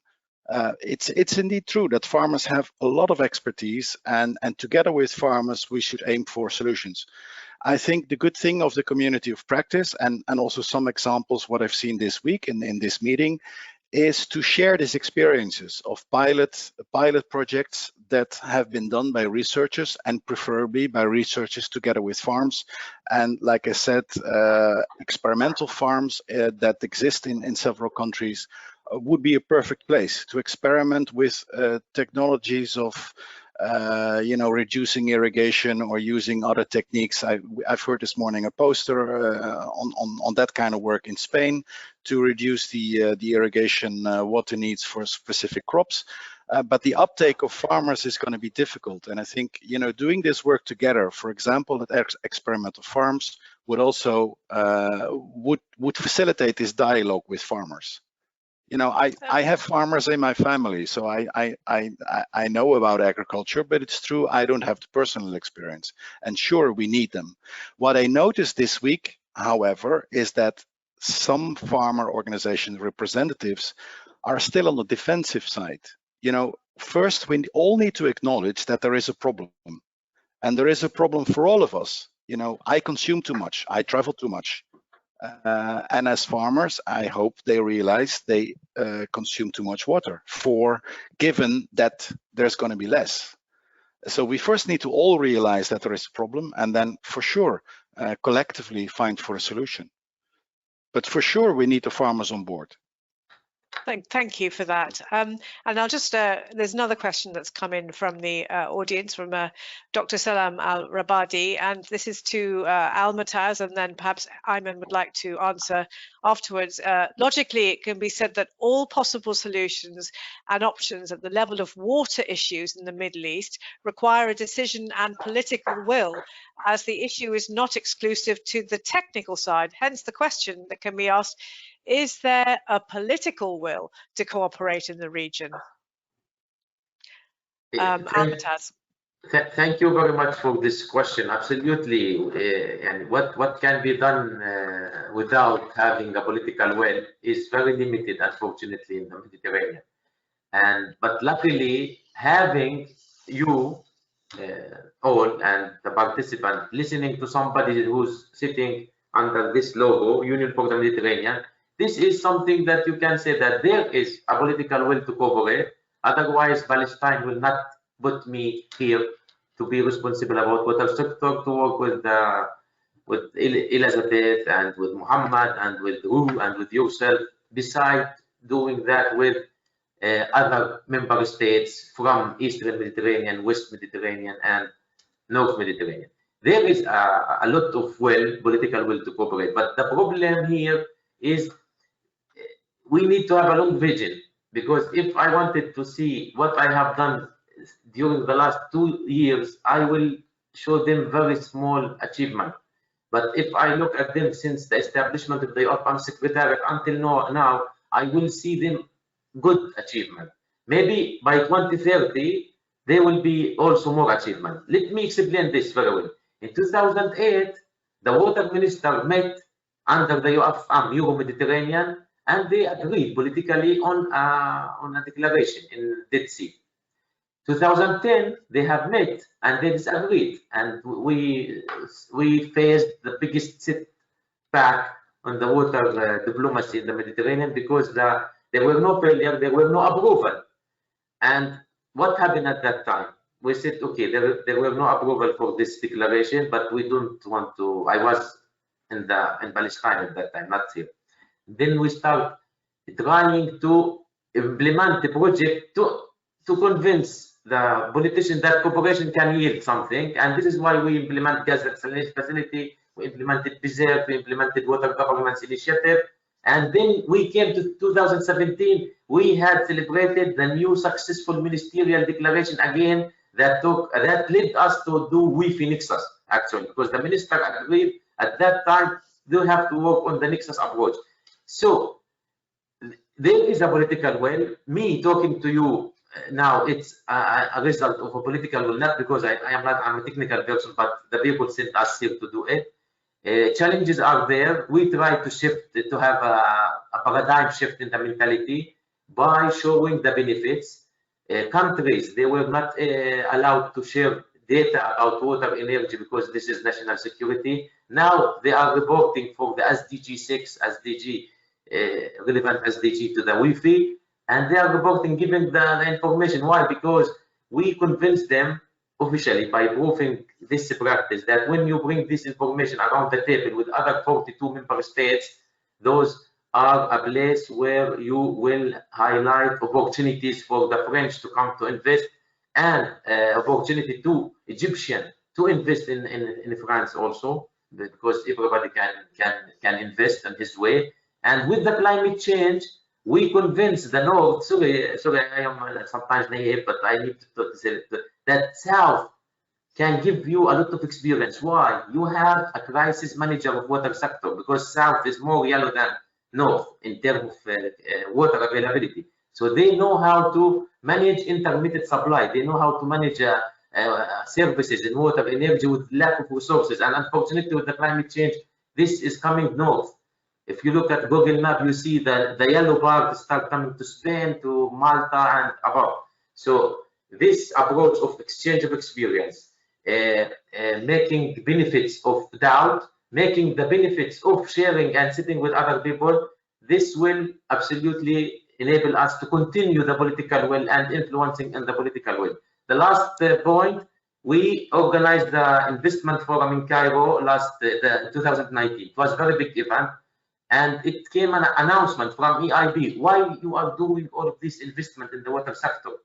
What changed before? They said what changed, that there were change in governance, there were change in regulation, and there is obvious will from the president of the country and the leadership that we need to invest in this sector. So they paused a lot of investment, and you saw last week Egypt inaugurated the biggest water treatment because of political will from the leader of the country that enable EIB to work by changing some laws and regulations. So I promise the guy that we will do more political influence on this. Thank you. Okay, so you're sounding reasonably optimistic there. I'm just going to very briefly ask Ayman to comment on that from your perspective, and then we have about 10 minutes left, just to let you all know. So we'll just have one more final round of questions after Ayman comes in. Ayman, is there enough political will?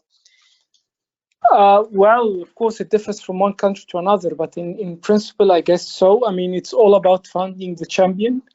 For example, back to what Mota said in Egypt, once you manage to find the champion in the presence of the president or the water minister who are interested and understand the concept, you manage to implement the concept in actual programs, like what happened in Bahr al-Bahr, or for example the EU-funded project Kitchener Drain, where for the first time we invested together with the EIB and EBRD 500 million euros to introduce an integrated investment packages covering wastewater treatment, canal rehabilitation, irrigation modernization, and solid waste management. So that's in practice what it does. Could the WEFE Nexus means.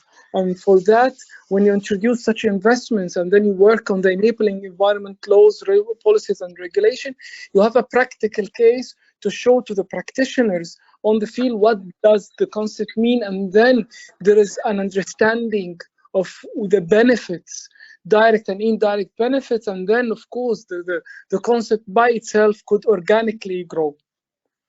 Thanks. Okay, so you're talking about the concept there of the WEFE Nexus, which brings me beautifully to my next question to Mohammed Al-Shinawi. So how do we mainstream WEFE Nexus? And we've talked about scientists, we've talked about politicians, we've talked about decision makers, we've talked about farmers, but what about all the other consumers? How does that kind of mentality and thinking, the whole idea that all this is so interconnected, reach the ordinary person as well?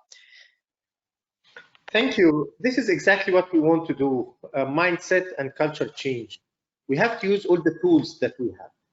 We have to be within the normal person, within his reach. You always find we have to use all the available resources that we have. All the people are using their cell phones now on the social media. We have to use the social media. We have to talk their language. We have to approach them through the social media. We have to approach them. We have to teach the new generation through the education. This has to be integrated in the education of our kids. They have to understand the importance of what we are talking about. This is how we approach people. We have to make it much more easier for them to understand. And at the same time, they have to be our advocate to understand the importance of what we are doing. How important is what the European Union is doing in investing in Horizon Europe and investing in research and innovation? Why do Egypt pay hundreds of millions of dollars in research and innovation? The normal people has to understand this. We have to make the concept for them much more easier, and at the same time, we have to see the effect on their life. Thank you, Mu'taz, for mentioning what had Egypt yesterday was opening. This will be reflected on the normal person life. In short, all people now are having their cell phones, most of their times on social media. Let's use the tools that we have in our hands to advocate our ideas and what we want for the benefit of the Mediterranean region. Thank you. Thank you. And I'm just going to go around the room and ask the other speakers just to give us one point to take away. We have about 30 seconds each. So Elizabeth Abalsi, what would you like people watching this to go away and think and do? I would like to call everybody for getting involved and driving all together the transformation. Lovely, lovely and succinct there. Abduroo. I come back to my point on climate. Please take it all seriously, climate change, and let's help reduce the emissions and adapt to the inevitable. But there we can embrace already what we know from the Nexus. We've seen already good work in the Nexus projects of Prima and other Nexus projects. We know already how we can adapt a little. So let's start do that. Thank you very much, Almataz. I feel like I talk a lot, so I will. It's okay. You've got about 1 minute. I just wanted to tell everybody that maybe I am optimistic, but I am optimistic because we have advanced really a lot of things from bottlenecks. Okay, I was with my great friend Miguel from Ministry of Foreign Affairs of Spain. We led this process of ministerial after he joined us, and it was not easy. It's something that we need to always have hope for the future and try to work by coupling research innovation with traditional acts. Farmers, they have a lot of traditional technique that we need to do it now. And this is how we can engage them, not only show them. We want them to show us how is to bring a community of practice that brings the traditional practices that brought all our knowledge from pharaohs until now, and also to bring the researcher who's working with our great Elizabeth Palsy in order to give us innovative approach for the future. Thank you. Thank you. And finally, Ayman.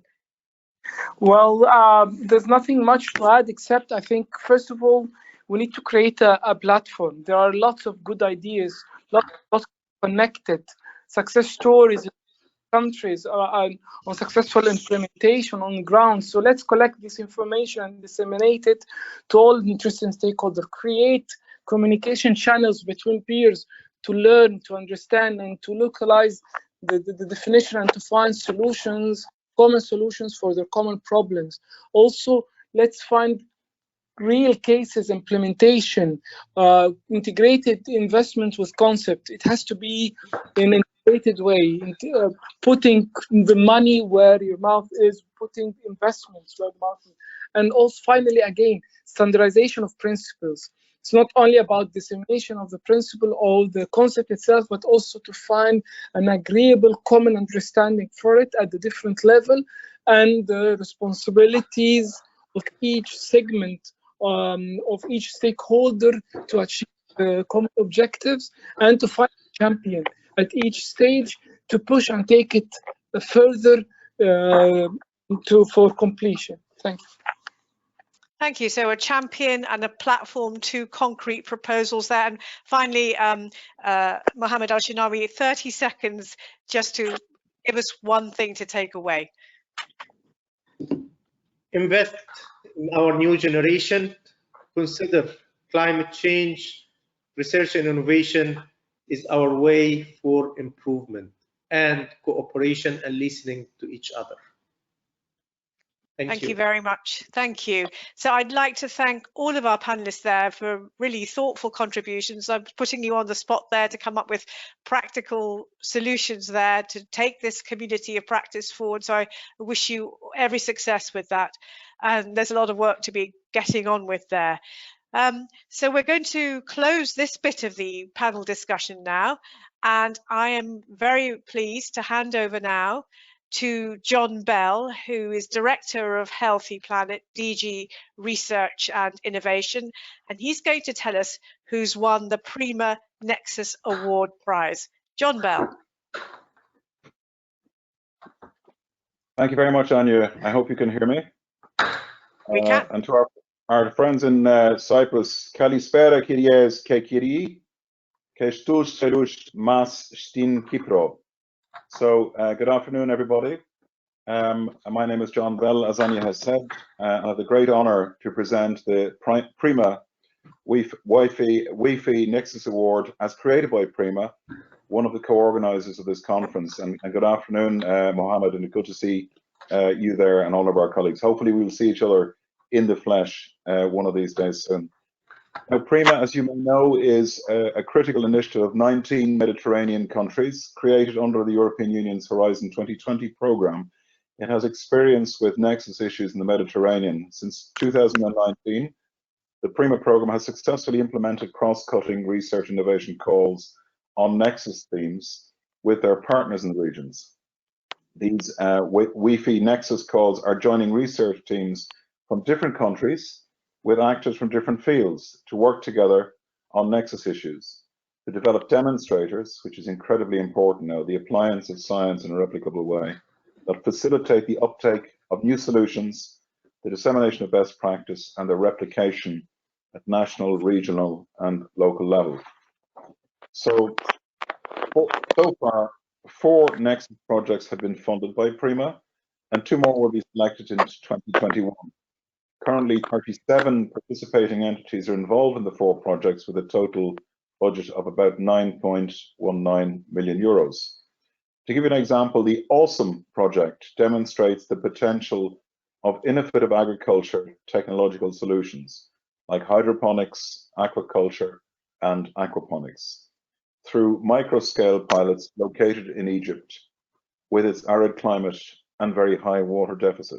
The proposed solution is to add a sustainable source of water resources and maximize the productivity of a unit of water in terms of essential and valuable products such as crops and fish. As another example, the Sigma Nexus project analyzes how different sectors use natural resources and how the socioeconomic context is influencing the water, ecosystem, food, energy nexus in study sites in Egypt and Greece. As you can see, Nexus solutions are solving real problems. They are the missing link to relieve long-standing issues which are exacerbated by climate change demographic changes, and inefficient management, and for which conventional sectoral approaches did not work. I think listening to the previous conversation, it's safe to conclude, I think Almotaz and other colleagues who are here, we've moved, we talk as if the climate is about to change. The climate changed. We have the challenges in place for a long time. They're shared challenges. And for the next Mediterranean, there will be no next Mediterranean that we want without nexus thinking and application. So we need systematic thinking, and systematic changes require systematic thinking. But integrated systematic changes need nexus thinking, action, practice, and replication. So applied systematically, the nexus approach will enable the transition to a green economy, to the next Mediterranean, which is what we want for all of our citizens, our economy, and our ecology, and to work towards fulfilling the Sustainable Development Goals. The Sustainable Development Goals are not abstract ideas. They're the place that we should all be living by the end of the decade. Contrary to the conventional silo thinking, this approach will eventually make a substantive difference in our Mediterranean neighborhood and in Mediterranean countries. The systemic approach is also at the core of our European policies. You may have noticed that the European Union, its purpose now by 2050 in the European Green Deal is to generate a carbon neutral economy with fair and just transitions, living within its borders and at peace with nature and with our neighborhood. And economic growth will have to be decoupled from resource use. We're talking about transition by design. We're running out of time, but we're not running out of ideas. And that's where the world of research and innovation, as we're talking about today, comes into play. Horizon Europe uses this approach to develop and deploy new technologies and innovative solutions for our citizens and our planet, and to adapt our policy and economic framework to turn global threats into new opportunities for our society. Elizabeth mentioned the missions that were launched 1 hour ago. The Mediterranean is at the center of these missions, in particular the transformation of what we call the hydrosphere, the ocean and water cycle. So what is the idea behind the Prima WEFE Nexus Awards? This award of €10,000 for each winner recognizes teamwork by researchers and practitioners who successfully implement combined and sustainable management practices of water, energy, food, and ecosystem resources at local or regional scale in the Mediterranean. These really are our life support system innovators. Our winners had to prove that the socioeconomic benefits of their solutions went beyond single sectors and would have an impact on future policies.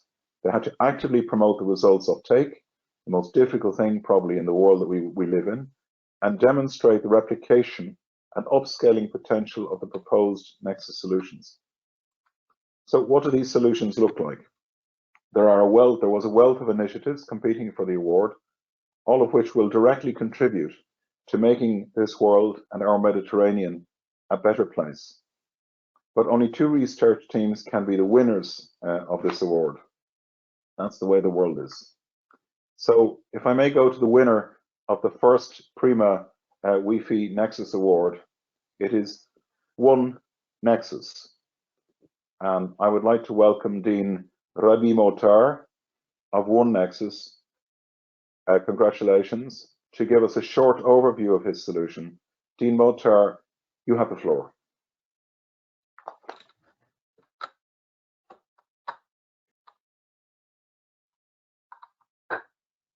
Thank you so much. This is very humbling. Dear Mr. Bell, Director of Healthy Planet, DG Research and Innovation at the European Commission, the Prima leadership team, friends and colleagues. Good morning, good afternoon. I'm humbled by this recognition, and I wish to thank the visionary Prima leadership for such recognition of the WEFE Nexus science. This system approach is vital to the sustainability of our primary resources. The water, energy, food nexus emerged out of the need to better manage these primary resources. Its impact and potential are yet to be fully seen. Thanks also to the leadership of PRIMA, as Mr. Bell mentioned, and the EC for fostering transferability and scalability of this paradigm in technology, innovation, policy, and change in behavior and actions. PRIMA, as you all know, as mentioned by Mr. Bell, has allocated some of their funds for this systems approach and their large-scale deployment. One Nexus journey is not a typical academic discipline. It emerges from the need of the policy and private sector circles. The first publication appeared at the World Economic Forum, Water Security publication in Davos in 2011.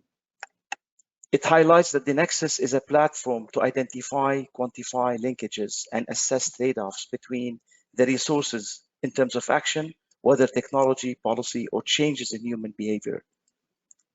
It didn't start from scratch. It builds on the systems theory, life cycle analysis, and the development of the integrated water resources management, water productivity, and energy efficiency. It complements and integrates these disciplines, but it does not attempt to replace any of them. Key elements of the Nexus are stakeholder engagement and dialogue. Our group has been developing tools and assessment platform in various Nexus thematic applications around the world, including food security in Qatar, which fed into the Qatar National Food Security Program, and the phosphate industry in Morocco, where we developed and assessed the trade-offs between economics of phosphate production and the water footprint, along with the trade-off of this water application in industry versus other agricultural scenarios. Our most recent application in Lebanon looked at the extent to which the country can sustainably produce its own food basket of the Lebanese Mediterranean diet.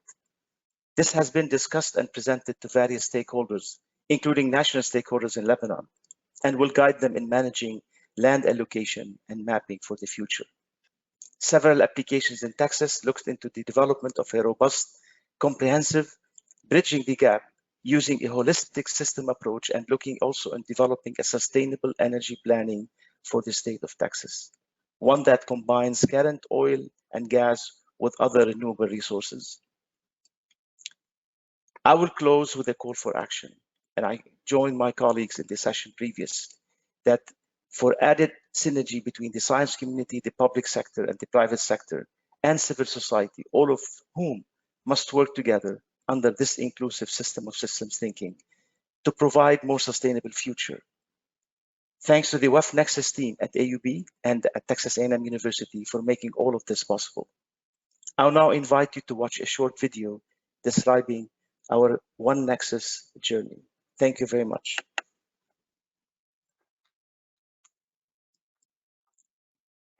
Greetings. This is Rabia Muhtar, Professor of Biological and Agricultural Engineering and Civil and Environmental Engineering at Texas A&M University, formerly at the American University of Beirut. I'm going to take you on a very brief trip to our One Nexus journey. Water will be limiting food and water security in much of the world. We shall see water scarcity impact food production and many of the other productive sectors in our economy. Increased use of fossil fuel energy and the business as usual model for food and agricultural system have led to concerns about air quality and increased emissions that are attributed to climate change. The primary resources of water, energy, food, and health are threatened by resource gaps. These resources are also highly interconnected. A risk to one induced risk to others. The world faces major stresses, insecurities, and resource gaps. We need more safely produced food that provide nutrition for people, more energy for minimal carbon and resource footprint, and secure equitable access to safe water for all. In a world where more than 1/3 of our global freshwater resources are used for food production, water is essential to produce sufficient food for all. Water is also central to energy production, and energy is essential for pumping and delivering water.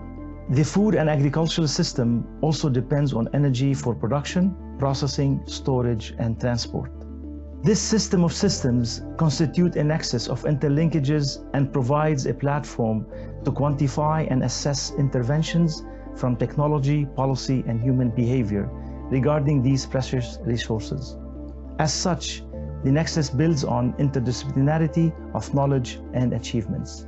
The Nexus tool was among the earliest tools designed to quantify the resource interlinkages, define hotspots, and assess interventions and trade-offs based on the inputs of science and policy. Analytics can provide the essential information for improved decision and policy making. Engagement is needed to create the dialogue and increase awareness regarding future levers and trade-offs. The Nexus tool has been applied in many parts of the world and using various thematic application and hotspots, including food security, water scarcity, and allocation of energy portfolio and their trade-offs. We must work all together, inclusively and as a global community of science and practice to support sustainable development and to affect a change to a new business model based on resource values that support human and ecosystem health. I wish to thank all members of the WEFE Nexus Research Group who made all of this work possible.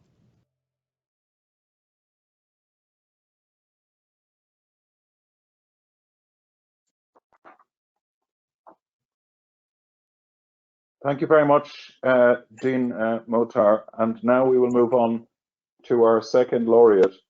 The second winner of the Prima WEFE Nexus Award is Hydrusa. Congratulations. I would like to welcome Dr. Simos Malamis of the winning team to give us a short overview of your solution. Dr. Malamis, you have the floor. Congratulations. Thank you, dear director, dear Prima leadership. We are delighted and honored within the whole consortium to receive this prestigious award. Hydrusa is a Horizon 2020 Innovation Action EU-funded project which focuses in remote water-scarce areas in the Mediterranean. We adopted a decentralized approach in water management, implementing solutions suitable for small communities that have an added value for the local community. Our approach is to convert non-conventional water sources to high-quality water suitable for different applications. We apply regenerative, nature-based, and biomimicry solutions to recover water, nutrients, and energy and develop high-added value products. The services developed under Hydrusa include rainwater harvesting to use it for domestic and agricultural purposes, wastewater treatment by integrating constructed wetlands with grey infrastructure to produce reclaimed water, recycling nutrients in sewage and forestry system, low-cost seawater desalination by solar radiation, and development of self-sufficient ecotouristic units. Hydrusa implements decentralized loops which require a nexus approach. We have developed a holistic and systemic framework which is known as the multi-sectoral water circularity assessment. Now, this framework assesses circularity of multi-sectoral systems of the water, energy, food ecosystem nexus. We have also developed a low-cost control and monitoring solution for irrigation scheduling, which is already on the market. Several of our solutions have been co-developed with local stakeholders. We are supporting inclusive water governance by community involvement and citizen participation. The water management solutions applied in small communities are often criticized as not being cost-effective. In our project, through the cascade of Hydrusa services, we can reduce significantly the payback time of our solutions. Our project has also made a significant impact in water policy. We have developed 2 policy briefs, one on the revision of the Urban Wastewater Treatment Directive and one on the support the project provides to the European Green Deal. Hydrusa strongly contributes to zero pollution, climate neutrality, farm to fork, and just transition, which are 4 of the main elements of the Green Deal. Having performed an extensive fitness check of our loops within the relevant EU policy, we are able to replicate our solutions in different countries. We are currently working in 26 replication cases in 21 different countries. In the remaining 1.5 years of the project, we aim to further increase its impact by further working on replication case studies.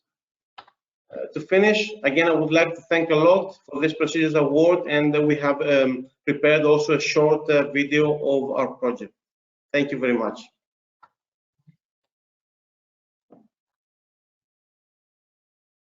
Imagine a future summer day on an island. One of the hottest summers this island has ever seen. But wait, there is an oasis ahead. How is this possible? Let's see where it all started back in 2018 with Hydrusa, an innovation action project funded by the European Union with the ambition to create regenerative and nature-based water solutions. We are a constellation of international partners consisting of universities, research institutions, companies, NGOs, water utilities and municipalities, and we are on a mission. Let's think for a moment. The Mediterranean region faces significant challenges: dry zones, places with high touristic activity during the summer, problematic farming practices, wasted water resources. In Hydrusa, we revolutionize the water value chain by closing the loops, and the revolution is circular. We use a combination of techniques, both traditional like local crops and natural irrigation systems, and modern like ICT technology and online monitoring, mixed with biomimicry technologies, nature-inspired innovations. The journey of Hydrusa has already started in 3 Mediterranean islands. All our systems are circular, creating holistic regenerative solutions that can be customized and integrated to local needs. This is our journey for now, but 26 more islands and coastal areas are about to follow, from France and Egypt to Mexico and Australia. We are a community of water allies. We are closing water circles, and we come with solutions. Join the circle.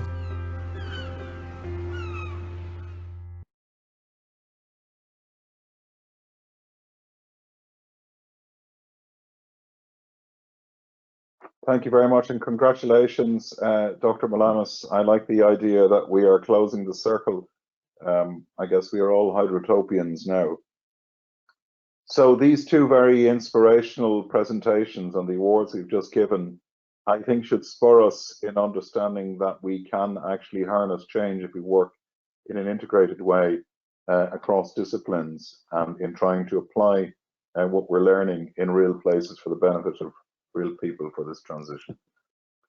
So, ladies and gentlemen, this was the award ceremony for the Prima WEFE Award, Nexus Award.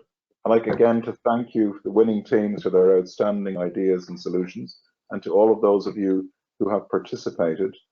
I think what we're seeing is what the next Mediterranean will look like in practice. Now we'll move to the next session, the closing session, which my friend and colleague Giovanni De Santi and I will moderate together. But we're going to grant you a 5-minute stretching break, and then we'll come back to you with the closing ceremony.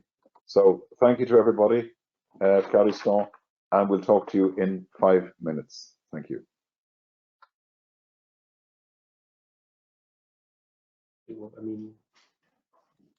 Can I just make a check whether the 3 speakers are already connected and we can start? So if I may ask Mrs. Cristina Messa, Minister for Italy, Mrs. Samia Moualfi, Minister for Environment in Algeria, and Mr. Jihad Al-Mohammed, Secretary General of the Ministry for Water in Jordan. Are you all three connected?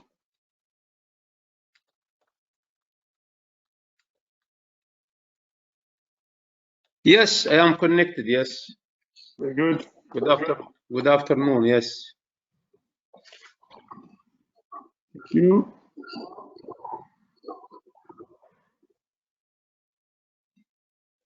I guess the same for Mrs. Moualfi and Mrs. Messa.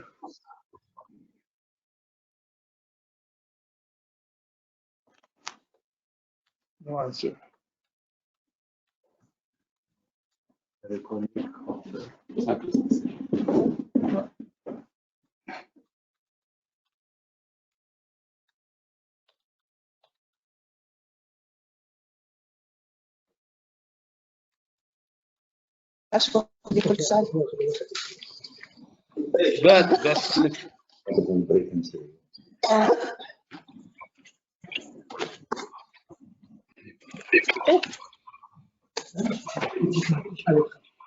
واحد يقول يشعل واحد يقول يشعل شوف بلال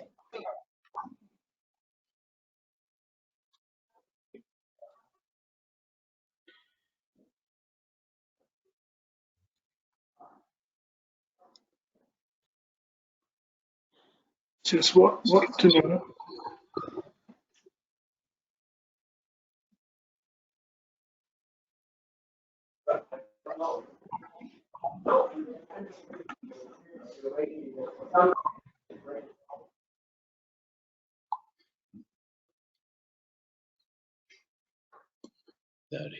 It's bad connection.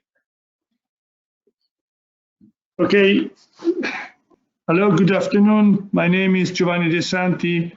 I am the director at the Joint Research Center of the European Commission. And I have the honor, privilege, and joy to co-lead and co-manage together with my colleague, John Bell, director at the DG Research and Innovation, this really closing high-level political session. So in a few minutes, I give the floor to three very distinguished guests, in particular Mrs. Cristina Messa. She's Minister in Italy for University and Research. Then I will hand over to Mrs. Samia Moualfi. She's Minister for Environment in Algeria.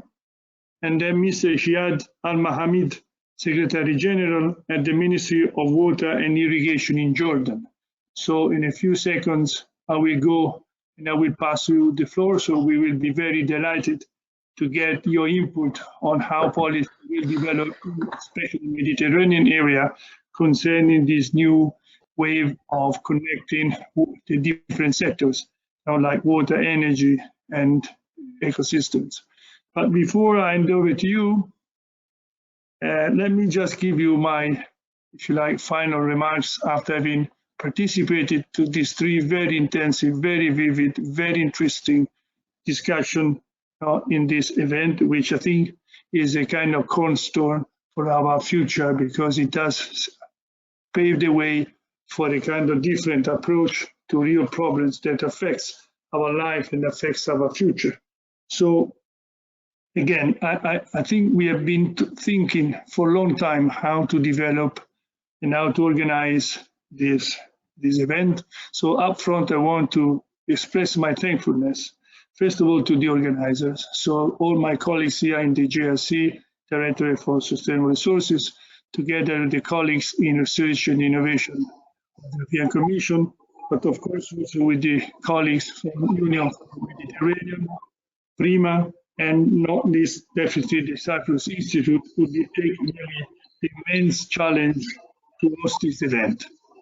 This event was also supposed to be a normal physical event 3 years ago. Then, of course, for very clear reason, we had to keep on postponing. And finally, we decided to do this via video because it was the time we could not wait longer not to have a physical meeting. But of course, we hope the next editions will be physical meetings in presence, face-to-face, which are much more efficient. But still, we think that it is important to have this kind of very first kickoff meeting. So why it is important? Because we all agree, and this has been already well debated during these 3 days, that we needed to start and to pass from words, from declaration, from real good willing and intention to real work, to real facts, projects, to solutions. Now people, society, citizens, they do need solutions to existing problems that are not going to solve themselves, but they are going to worsen day by day if we don't make something new. So it was very important to see these 3 days, real experts, real practitioners exchanging views, identifying new gaps, talking about possible solutions. And this is exactly what we wanted to do. So to start talking about facts, about possible solutions. And this was very important because, again, only if we do have this kind of intellectual correct and strategic integrated access, and approach, whereby all the water-consuming sectors are treated together and not in splendid isolation in silos. And we do look for, again, sustainable solutions which take into account the different pro and cons. Then we can have a kind of a brilliant future. So the differences among the previous approach and this approach, first of all, is practical. So we are not talking about series of principle and discussion and intentions, but we start to exchange data, analysis, projects, proposals. And second, again, in an integrated way. So experts from energy sector to agriculture sector to water sector, they did discuss together and they did start to work for possible common solution. And this is now important because, as you know, in the European Union, the Green Deal pushes now for integrated policy. So we have a very good combination. From one side, a new deal of, again, the European willingness to develop this kind of cross-cutting, integrated, sustainable solution to the real society. From the other side, we do have now finally new technology which go across sectors, which go across different fields, and they can provide us with possible solutions. So this merge, this combination of political willingness with possible future applicable solution, I think is what we do need now in the future. And this is exactly the WEFE Nexus concept. So again, applying a solution which go across the different water using sectors, identify where the energy is available, if not, how to get sufficient energy to move pumps to make water available to the different users. Then again, we can go for sustainable solution, providing, again, economic growth, social and environmental benefits, and also health to the population. So what I simply want to say that I'm very happy that after having discussed and after having thought a lot, we finally give the kickoff on a new era. The most appreciated point of all 3 days was this creation of this community of practice. So finally, we do have, let's say, an official way whereby the different practitioners, experts, scientists will start to meet together. And again, I hope to see soon the very first meeting, and then in the following months and years, a regular way of meetings, workshops, whereby they can exchange the results. But again, finally, we have put together experts above the boundary layers of each single member state, of each single nations in such an important hot area like the Mediterranean. So I do expect that in a few years' time from now, this event will be remembered as the kind of kickoff of practical solution to real challenges that do affect, again, Mediterranean area and our society. And again, this is my best, say, optimistic view for the future, whereby I do like to make my congratulations again to the speakers that they give their own contribution to these 3 days, to the different people that participated, and most of it to those that they will make a possible follow-up of the discussion. We don't want this as a kind of just one shot, without any consequence, without any follow-up. We want to see a real concrete plan for establishing a new series of project solutions to the different, very demanding challenges that we do have in the area. But again, this is very possible only if we do have with us the sustain, the support, the push, the impetus from the political words and the political world. So that's why I like now to listen to the input from three very important subjects that are, of course, very important, especially in the Mediterranean area, and to listen to what they foresee for the future, in terms of policy, and especially for this kind of cross-cutting attitude, cross-cutting approach, that we have developed and we have proposed in this new workshop. So again, I would like to introduce first Mrs. Cristina Messa. She is the ministry in Italy, so my own native country, so the Ministry for University and Research. And again, I am very pleased and very honored, Mrs. Messa, Mr. Minister, to give you the floor, please. Thank you very much. It's a pleasure to be here, and thank you for your nice introduction. It's an honor actually to take part of this event, the WEFE Nexus Science Advances Conference, organized by Cyprus Institute and the European Commission. PRIMA, the Partnership for Research and Innovation in the Mediterranean area, and the Union of Mediterranean. Italy has a special role in the Mediterranean region, not only because of the geographical reasons, but also because Italy is at the center of Mare Nostrum, and that implies political, economical, cultural ties, and this is done with all the people and the 3 continents that are surrounding the Mediterranean. The challenges faced by the Mediterranean bordering countries are clear and complex at the same time. To operate in a system of finite natural resources without irreversibly compromising its balance and the well-being of its local communities. That is the challenge. The Mediterranean region is one of the most vulnerable regions in the terms of the availability of natural resources, which are increasingly at risk due to climate change, demographic and economic growth, and political instability and forced migration. Recently, the COVID-19 pandemic has put further pressure on the access to water, energy, and food in the region, offering a unique opportunity to examine the impacts of system-wide crises on those key supply sectors. Understanding the complex relationship amongst water, energy, food, and ecosystem is critical for developing a sustainable and secure future in the Mediterranean and achieving the country's global mandates as defined by the Sustainable Development Goals. Now we are in the decade of action, and we urge to pass from theory to practice. While WEFE Nexus approach has been widely accepted as an appropriate solution for the sustainable management of the sectors, its implementation is still limited.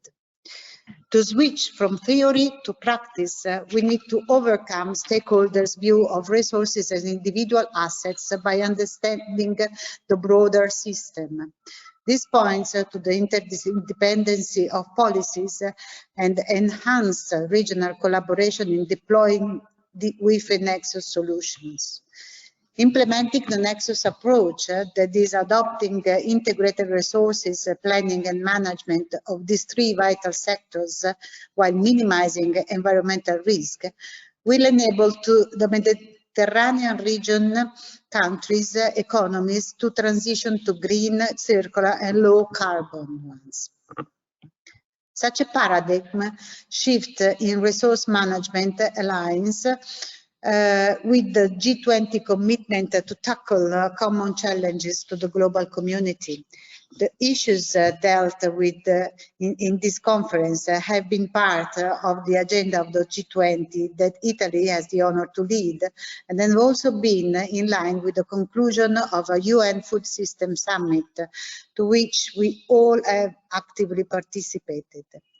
The overarching frameworks for our action and initiatives are the EU Green Deal and Horizon Europe, the call for carbon neutrality, the Agenda 2030, the just transition towards a more inclusive, resilient and green society. Italy is fully committed in collaborating in all different contexts and arenas to promote research and innovation as science-based pathways for the recovery of the Euro-Mediterranean region. We are also on the front line to strengthen our ties around common long-lasting goals and initiatives, being aware that no one shall be left behind and that to solve common challenges we cannot but act together.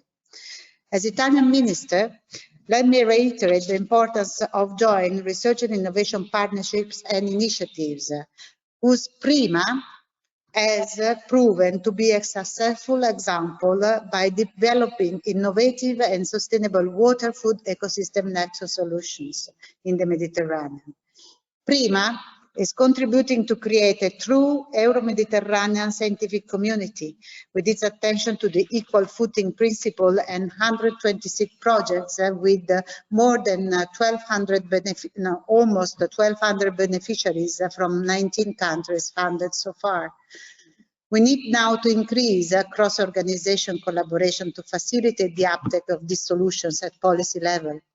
A community of practice would be ideal for bridging science on one side and policymakers and practitioners on the other side, with the final aim to create knowledge that is solution-oriented, socially robust, and transferable to both the scientific and societal practice. So let me just conclude saying that I really take the opportunity to thank the organizers and facilitators for ensuring the success of such a high-level conference. Thank you so much.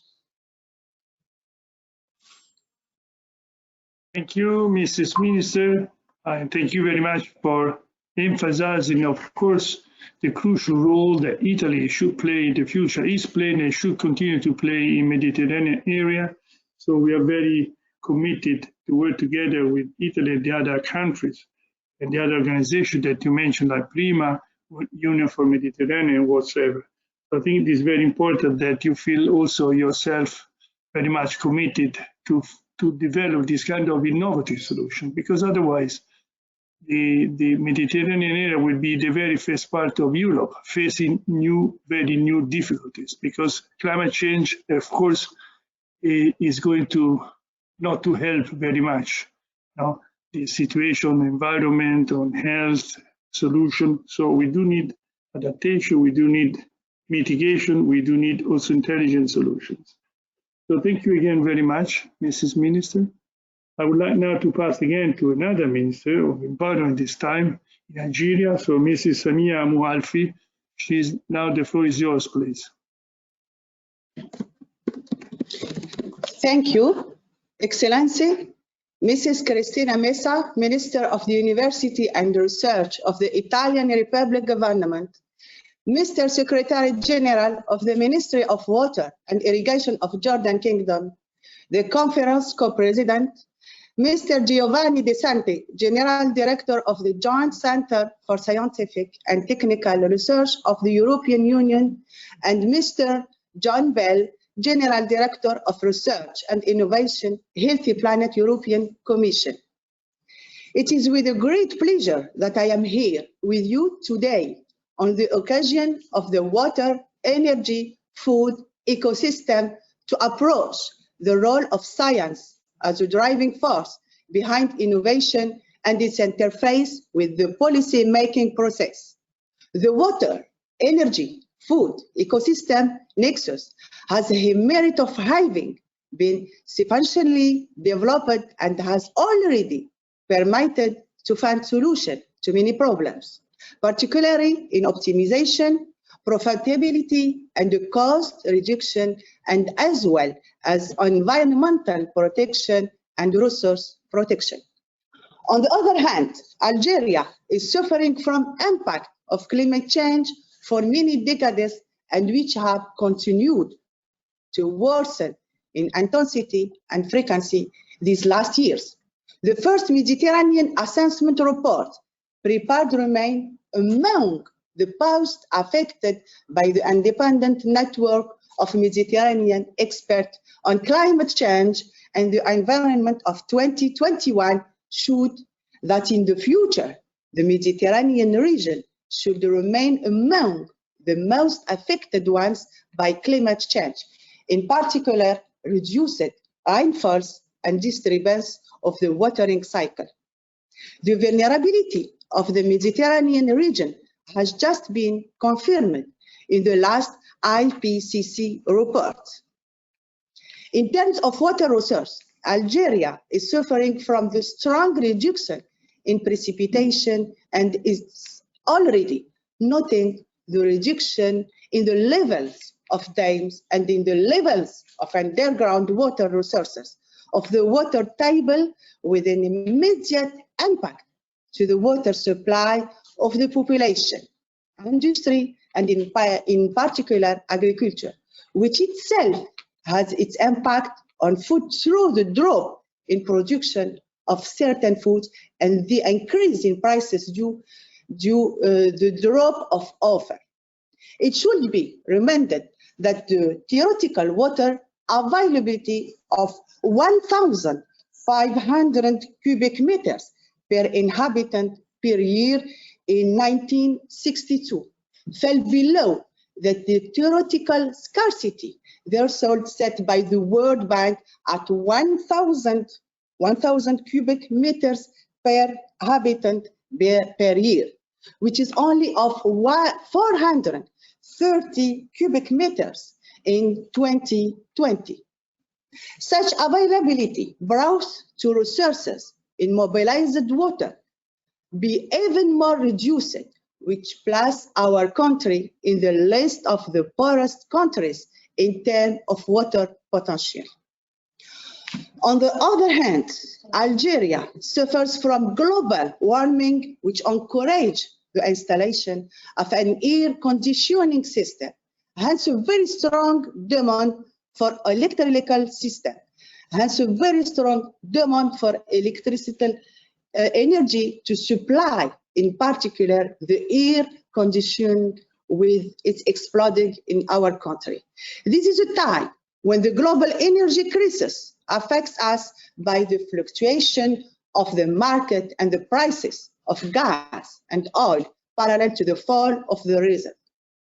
Algeria is meeting difficulties in satisfying this ever-increasing domestic energy demand due to heavy dependence of our country foreign currency income, which depends upon more than 95% in hydrocarbon revenues. That is the thesis. It is very important from Algeria, who is interested in many research them to improve scientific knowledge in the region and in certain them specific to our country, to ensure the development of the country and the satisfaction of the need of the population in the framework of sustainable development by protecting our environment. That is why water pollution is undoubtedly the most explored subject, the most studied, but also the most important, because it is a fundamental element for everything. My country is strongly interested in, firstly, the transfer and exchange of experiences and know-how. Secondly, the scientific result in the Mediterranean basin. Thirdly, the development of mixed research teams, as it's already the case in PRIMA project ASH 2020 and the COST program. Ladies and gentlemen, the energy context of Algeria in the Mediterranean basin is a bit specific given the fact that we are a producer of gas and oil, but also a vast and very sunny territory. This is why we are thinking of the future about the development of renewable energies and green hydrogen and many other applications. The production of green hydrogen by solar energy to supply the production of drinking water and the supply of electric power to the agricultural sector. The summary maps of the climate vulnerability study carried out by the Ministry of the Environment show that there is strong recurrence of climatic drought for strategic crops as well as for pastoralism. This is why our country is complete to orient agriculture towards crops that consume less water. Besides, I would like to underline another area of critical interest for the country within the large-scale solar-powered water desalination, as well as the agro-food production process supplied by solar energy of a low carbon level. To conclude, I wish that scientific research will be developed in a participatory way around the Mediterranean basin in the framework of scientific research network and through increasing rapid exchange mechanism by taking advantage of the development of communication platform and the experience acquired during the period of COVID-19, where communication tools have been installed here and there and have shown their importance. I will be following very closely the progresses of this innovation project and hope to see them implemented with the involvement of all stakeholders in an inclusive way to ensure both the most comprehensive coverage and the widest dissemination of the result. I thank you for all the efforts made and to make for the success of this project and wish you every success in your works. Thank you. Thank you very much, Mrs. Minister. Thank you indeed, because we as researchers, we do need this kind of political pressure, now support, like you said that there are many solutions, many technologies available for providing results or solution to what you mentioned yourself. So the threat of water scarcity, the threat of electricity availability, the agriculture need, the population water need. So I support very much what you said. The climate change will not facilitate the future, will not easy the solution and the situation in Northern Africa, but in general everywhere, and again in Mediterranean area at first. So what you said and what also the Italian minister said is very encouraging us to push forward this kind of innovative. And we do need you behind us, the researchers and the technology and industry. Without the political support, go nowhere, and vice versa. So I think we need to simply underpin your desire, underpin your future views. So to finish and to complete, let's say, what you both said, I'd really like now to invite Mr. Jahid Al-Mohammed, Secretary General at the Ministry of Water and Irrigation in Jordan. So, Mr. Al-Mohammed, the floor is yours, please. Al-Mohammed, yes. Do you hear me? Yes. Okay, thank you very much. Good afternoon, everybody. I would like to thank all organizers for this conference, WEFE Nexus Science Advanced Conference, entitled The Way Forward. First of all, I have to give some introduction regarding with water resource in Jordan. And the second paragraph, I will talk something about water, energy, food nexus, especially in Jordan. Since its foundation, the Hashemite Kingdom of Jordan has achieved remarkable economic growth and social prosperity despite numerous hardship and refugees waves and crises. The latest, the Syrian crisis, as you know, and the largest human disaster since World War II. Jordan has responded appropriately, and it's putting its utmost efforts to respond to their needs and rights, while at the same time exerting additional resources and efforts to mitigate the impact on resources and economy by keeping an open eye on sustainable and development gain made prior to the crisis. As you know, water scarcity is one of the key challenges of our time.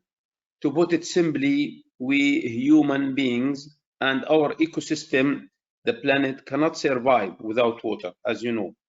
Water is one of the most crucial and sensitive issues in our region. Many countries in the Middle East and North Africa suffer from acute water scarcity. Jordan, for instance, is one of the most water scarce countries worldwide. Jordan has one of the lowest level of the water availability per capita in the world, and with the Syrian crisis adding a dramatic population increase, and the population is expected to double by 2047. Meeting war demand has become even more critical. The country has received waves of refugees since the Gulf War in 1990 till the Syrian crisis. Since the beginning of the Syrian refugees crisis in Jordan, water demand has been increased by 25%. Water sector challenges in Jordan. As you know, water scarcity in Jordan is classified because Jordan is classified an arid and semi-arid area, with 90% of its land coverage receiving an average annual precipitation of less than 150 millimeter. The renewable water resources per capita are estimated far below 100 cubic meter per year. As you know, the international, it's 1,000. Such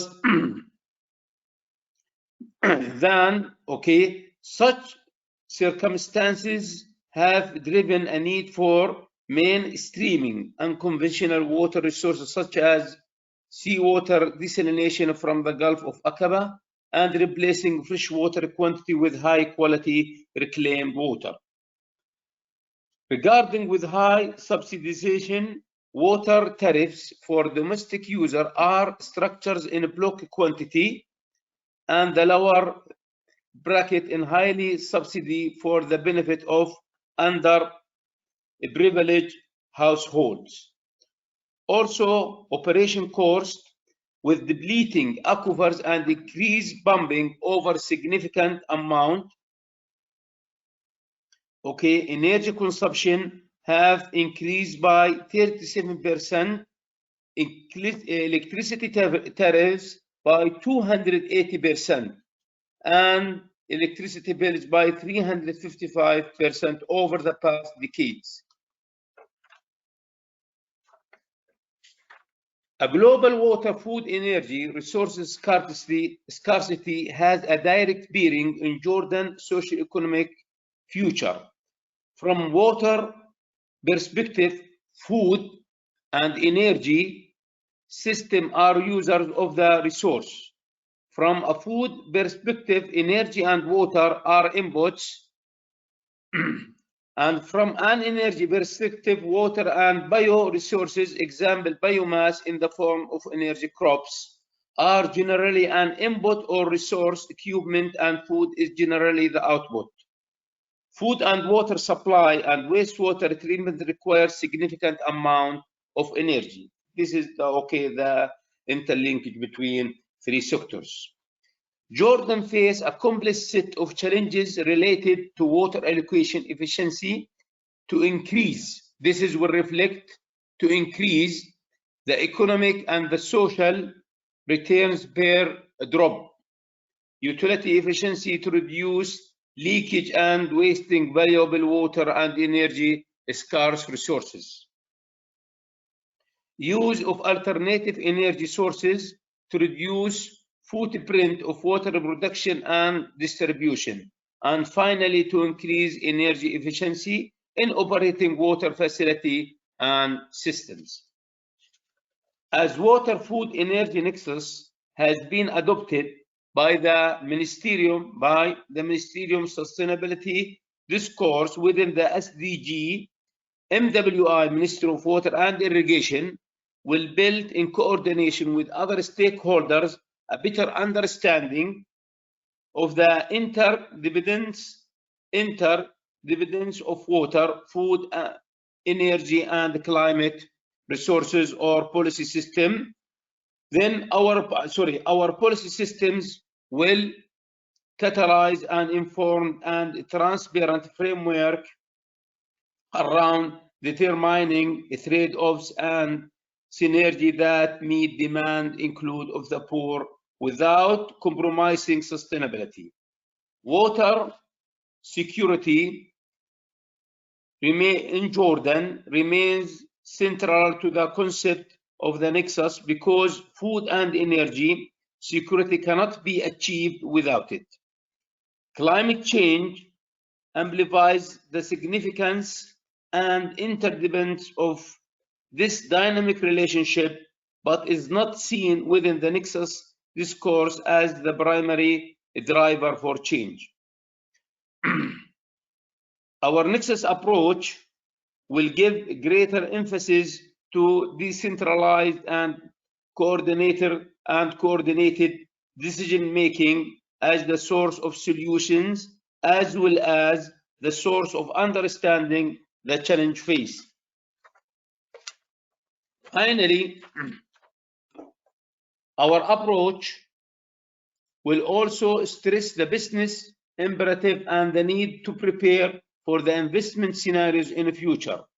It underlies that the economics of water are both compelling and challenging, and that water security, economic development, and GDP are interlinked.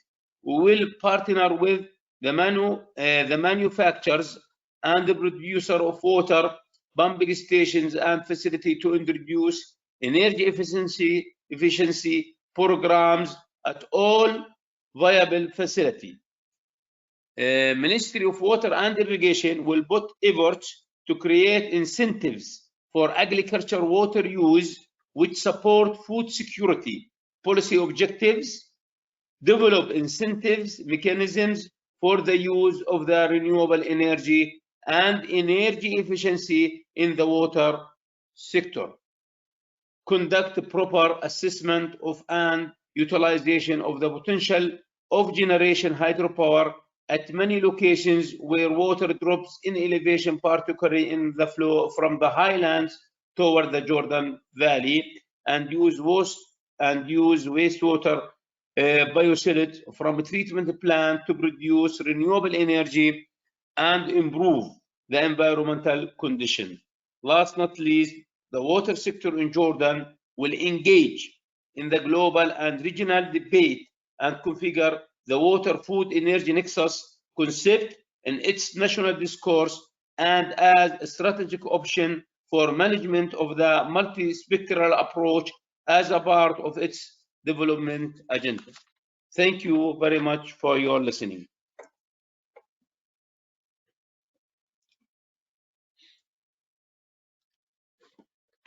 Thank you very much, Mr. Secretary General. I really like to see this unanimous consensus to this approach, or WEFE approach, or WEFE Nexus, and this is the best I can hear from the politicians to support us, because, as I said, in the future we will need concrete projects which also need concrete political and financial support, and this is the best premises for having a kind of better future. So with this, I must say, all three encouraging speeches, I'd like now to hand over to my colleague co-hosting this final high-level political session, so the Director John Baird from DG Research and Innovation. And John, the floor is yours. I hope you enjoy as well this kind of three positive speeches and the political willingness to support, to make as much as possible making progress for this kind of new wave of projects. Thank you. John, the floor is yours. Grazie mille, Giovanni. And thank you, Ministers Messa, Minister Mualfi, and Secretary General Mahami. I'm very struck the Mediterranean is actually a nexus. And it is in the Mediterranean where we will determine or not determine our destination collectively at the end of this great decade of transition. So I'm very much uplifted by the impressive political commitment and the mobilization of researchers and innovators to turn ideas into a better place and a safer place to live. I hear the word security very much in the voices of those who are preparing the way. It reminds us that in this particular age, we have to have transition by design, and in transition by design, we cannot afford that research simply observes the transition. It must direct the transition. It must deploy the transition. It must share the ideas and the solutions of the transition. And it must learn from the people who live through the transition. It's a fundamental challenge. So the message is very clear.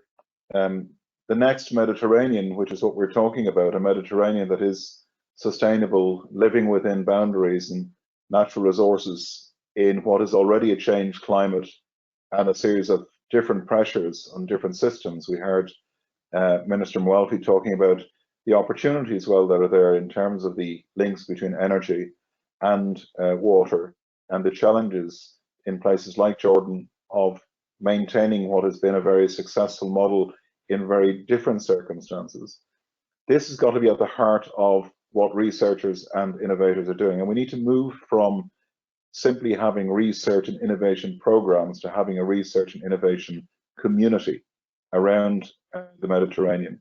And I very much welcome the nature and the tone and the leadership shown in making this paradigm shift happen. So the Mediterranean today is the rest of our continents, and there are 3 continents, as was pointed out by Minister Messa, around our Mediterranean tomorrow. We all have an interest in making sure that the life support systems that the Mediterranean here is working through in a nexus approach get our best efforts, our best investment, and our best collaboration. We have in science one of the few areas in human civilization where we build bridges, not walls.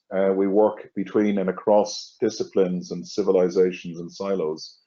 And the hundreds of research teams that have been putting in time and effort and millions of euros from our partners across the region have already been invested to come up with novel and innovative Nexus solutions. This is very reassuring, and it gives us a sense of where we need to navigate together as organizations, as governments, as communities of practice, and as neighbors. We need more science. We need more research and innovation.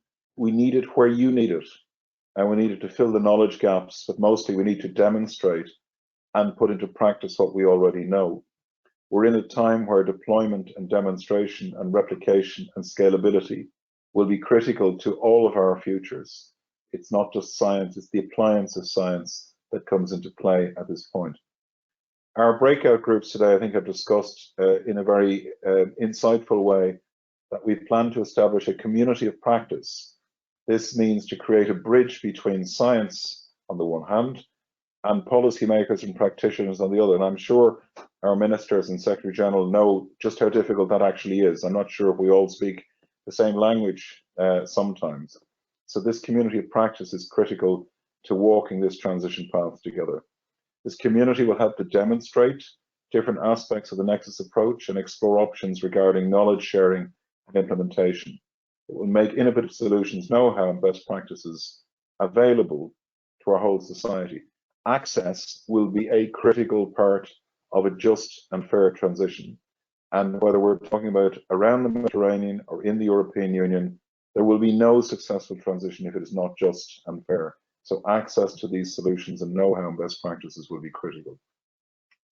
Its objectives are to support the deployment of regional demonstration sites as laboratories for scale-up and policy design, and to contribute to the development, testing, dissemination, replication of WEFE Nexus solutions in the Mediterranean region and beyond, through networking of selected demonstration sites, knowledge sharing, and capacity building. Finally, the WEFE Nexus community of practice will reunite relevant and active Mediterranean practitioners and stakeholders to provide a proof of concept of the benefits of recommended Nexus measures based on tailored policies, best available technologies, and multi-stakeholder partnerships.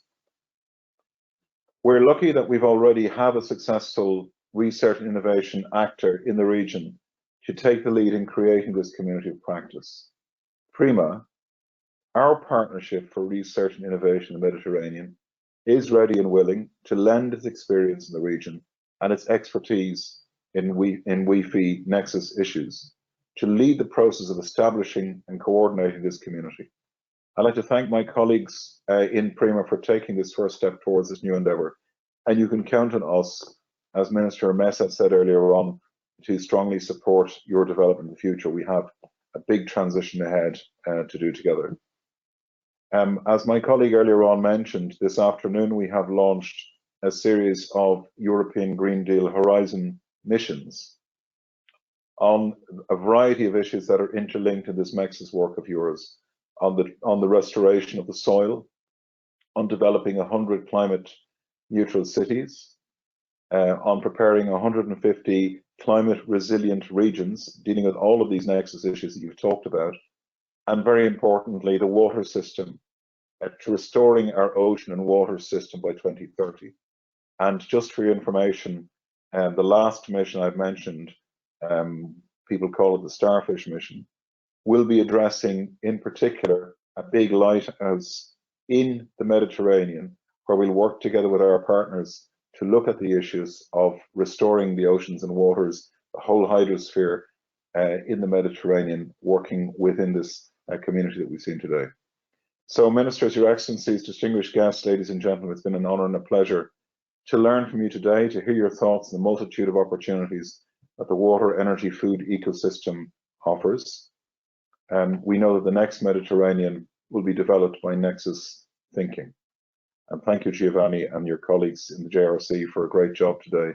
And thank you for your valuable ideas and contributions that will bring science, policy, and practice closer together. Maybe we'll end up speaking one vernacular language at some point in the future, which is sustainability, and help to make the Mediterranean a sustainable, safer, more prosperous place for one and all. Now, I'm not sure if I'm in a position to pass the floor to Professor Papanikolas for the farewell. I don't know if Professor Kostas Papanikolas is there.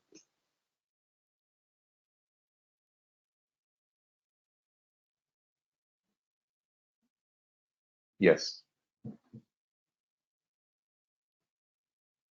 I give the floor to Professor Kostas Papanikolas, advisor to the President of the Republic of Cyprus on climate change and the Presidential Special Envoy for Climate Change, who has a short farewell message to you. Professor Papanikolas, and to your colleagues in the Cyprus Institute, Efkaristo Keyasas. Thank you and good afternoon.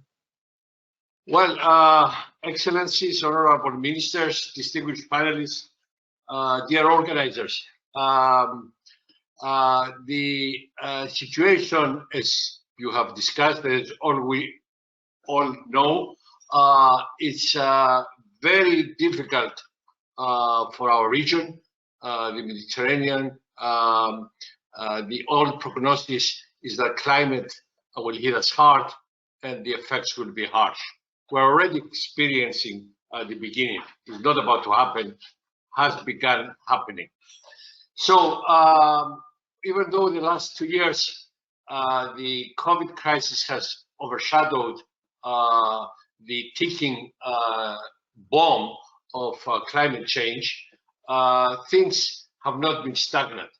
A collaboration, a significant collaboration is taking place between the European Commission, in particular the DG Research, JRC, with PRIMA, the Union of the Mediterranean, and the Cyprus Institute to address this critical issue and the manifestation of climate change in the worst possible way in the areas of water, energy, food, ecosystem nexus. The challenges facing the Mediterranean region are of unprecedented magnitude, as very robust modeling is demonstrating, and as we are witnessing year by year. And they are all interrelated. And yet, too often, we deal with each part of the nexus in a separate way, and this is not the most efficient way to deal with it. We have heard during this conference that the local societies of the Mediterranean have always known that water, energy, and food are deeply interrelated, and they would not dream of farming their lands without considering the energy and water inputs. And yet, climate change may bring the different parts of this nexus to a breaking point throughout the Mediterranean region, with added now sense of urgency to prevent this breakdown.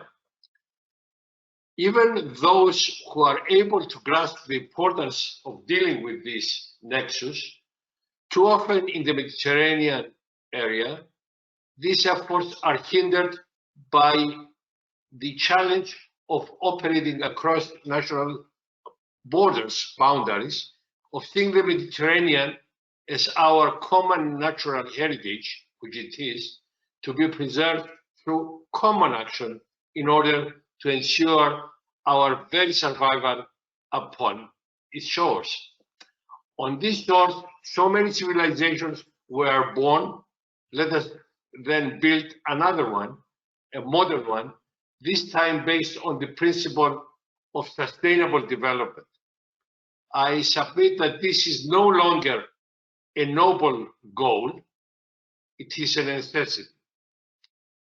This conference is an important milestone in the pathway towards the construction of such a civilization of cooperation where science and technology are employed to solve in our part of the world the most challenging problem that humankind has ever faced. Over the last 3 years, scientists, practitioners, innovators, and high-level decision makers have considered the foundations of a community of practice which will attract the best in the Mediterranean across all sectors of the society to address this critical nexus in an integrated way. I hope this accelerates and reaches an effective way that we go from theorizing to implementing solutions. I want to finish by thanking all the organizers for the trust they have put in Cyprus, and in particular the Cyprus Institute over the last 2 years. In 2020, we were due to host this conference as a physical event on our island, and yet COVID prevented that from happening. Instead, we have become virtual hosts, but we believe in this community of practice that was created, was planted here today, and we would be honored to welcome you all for the real, in this time, with physical presence, once the community of practice begins to deliver results.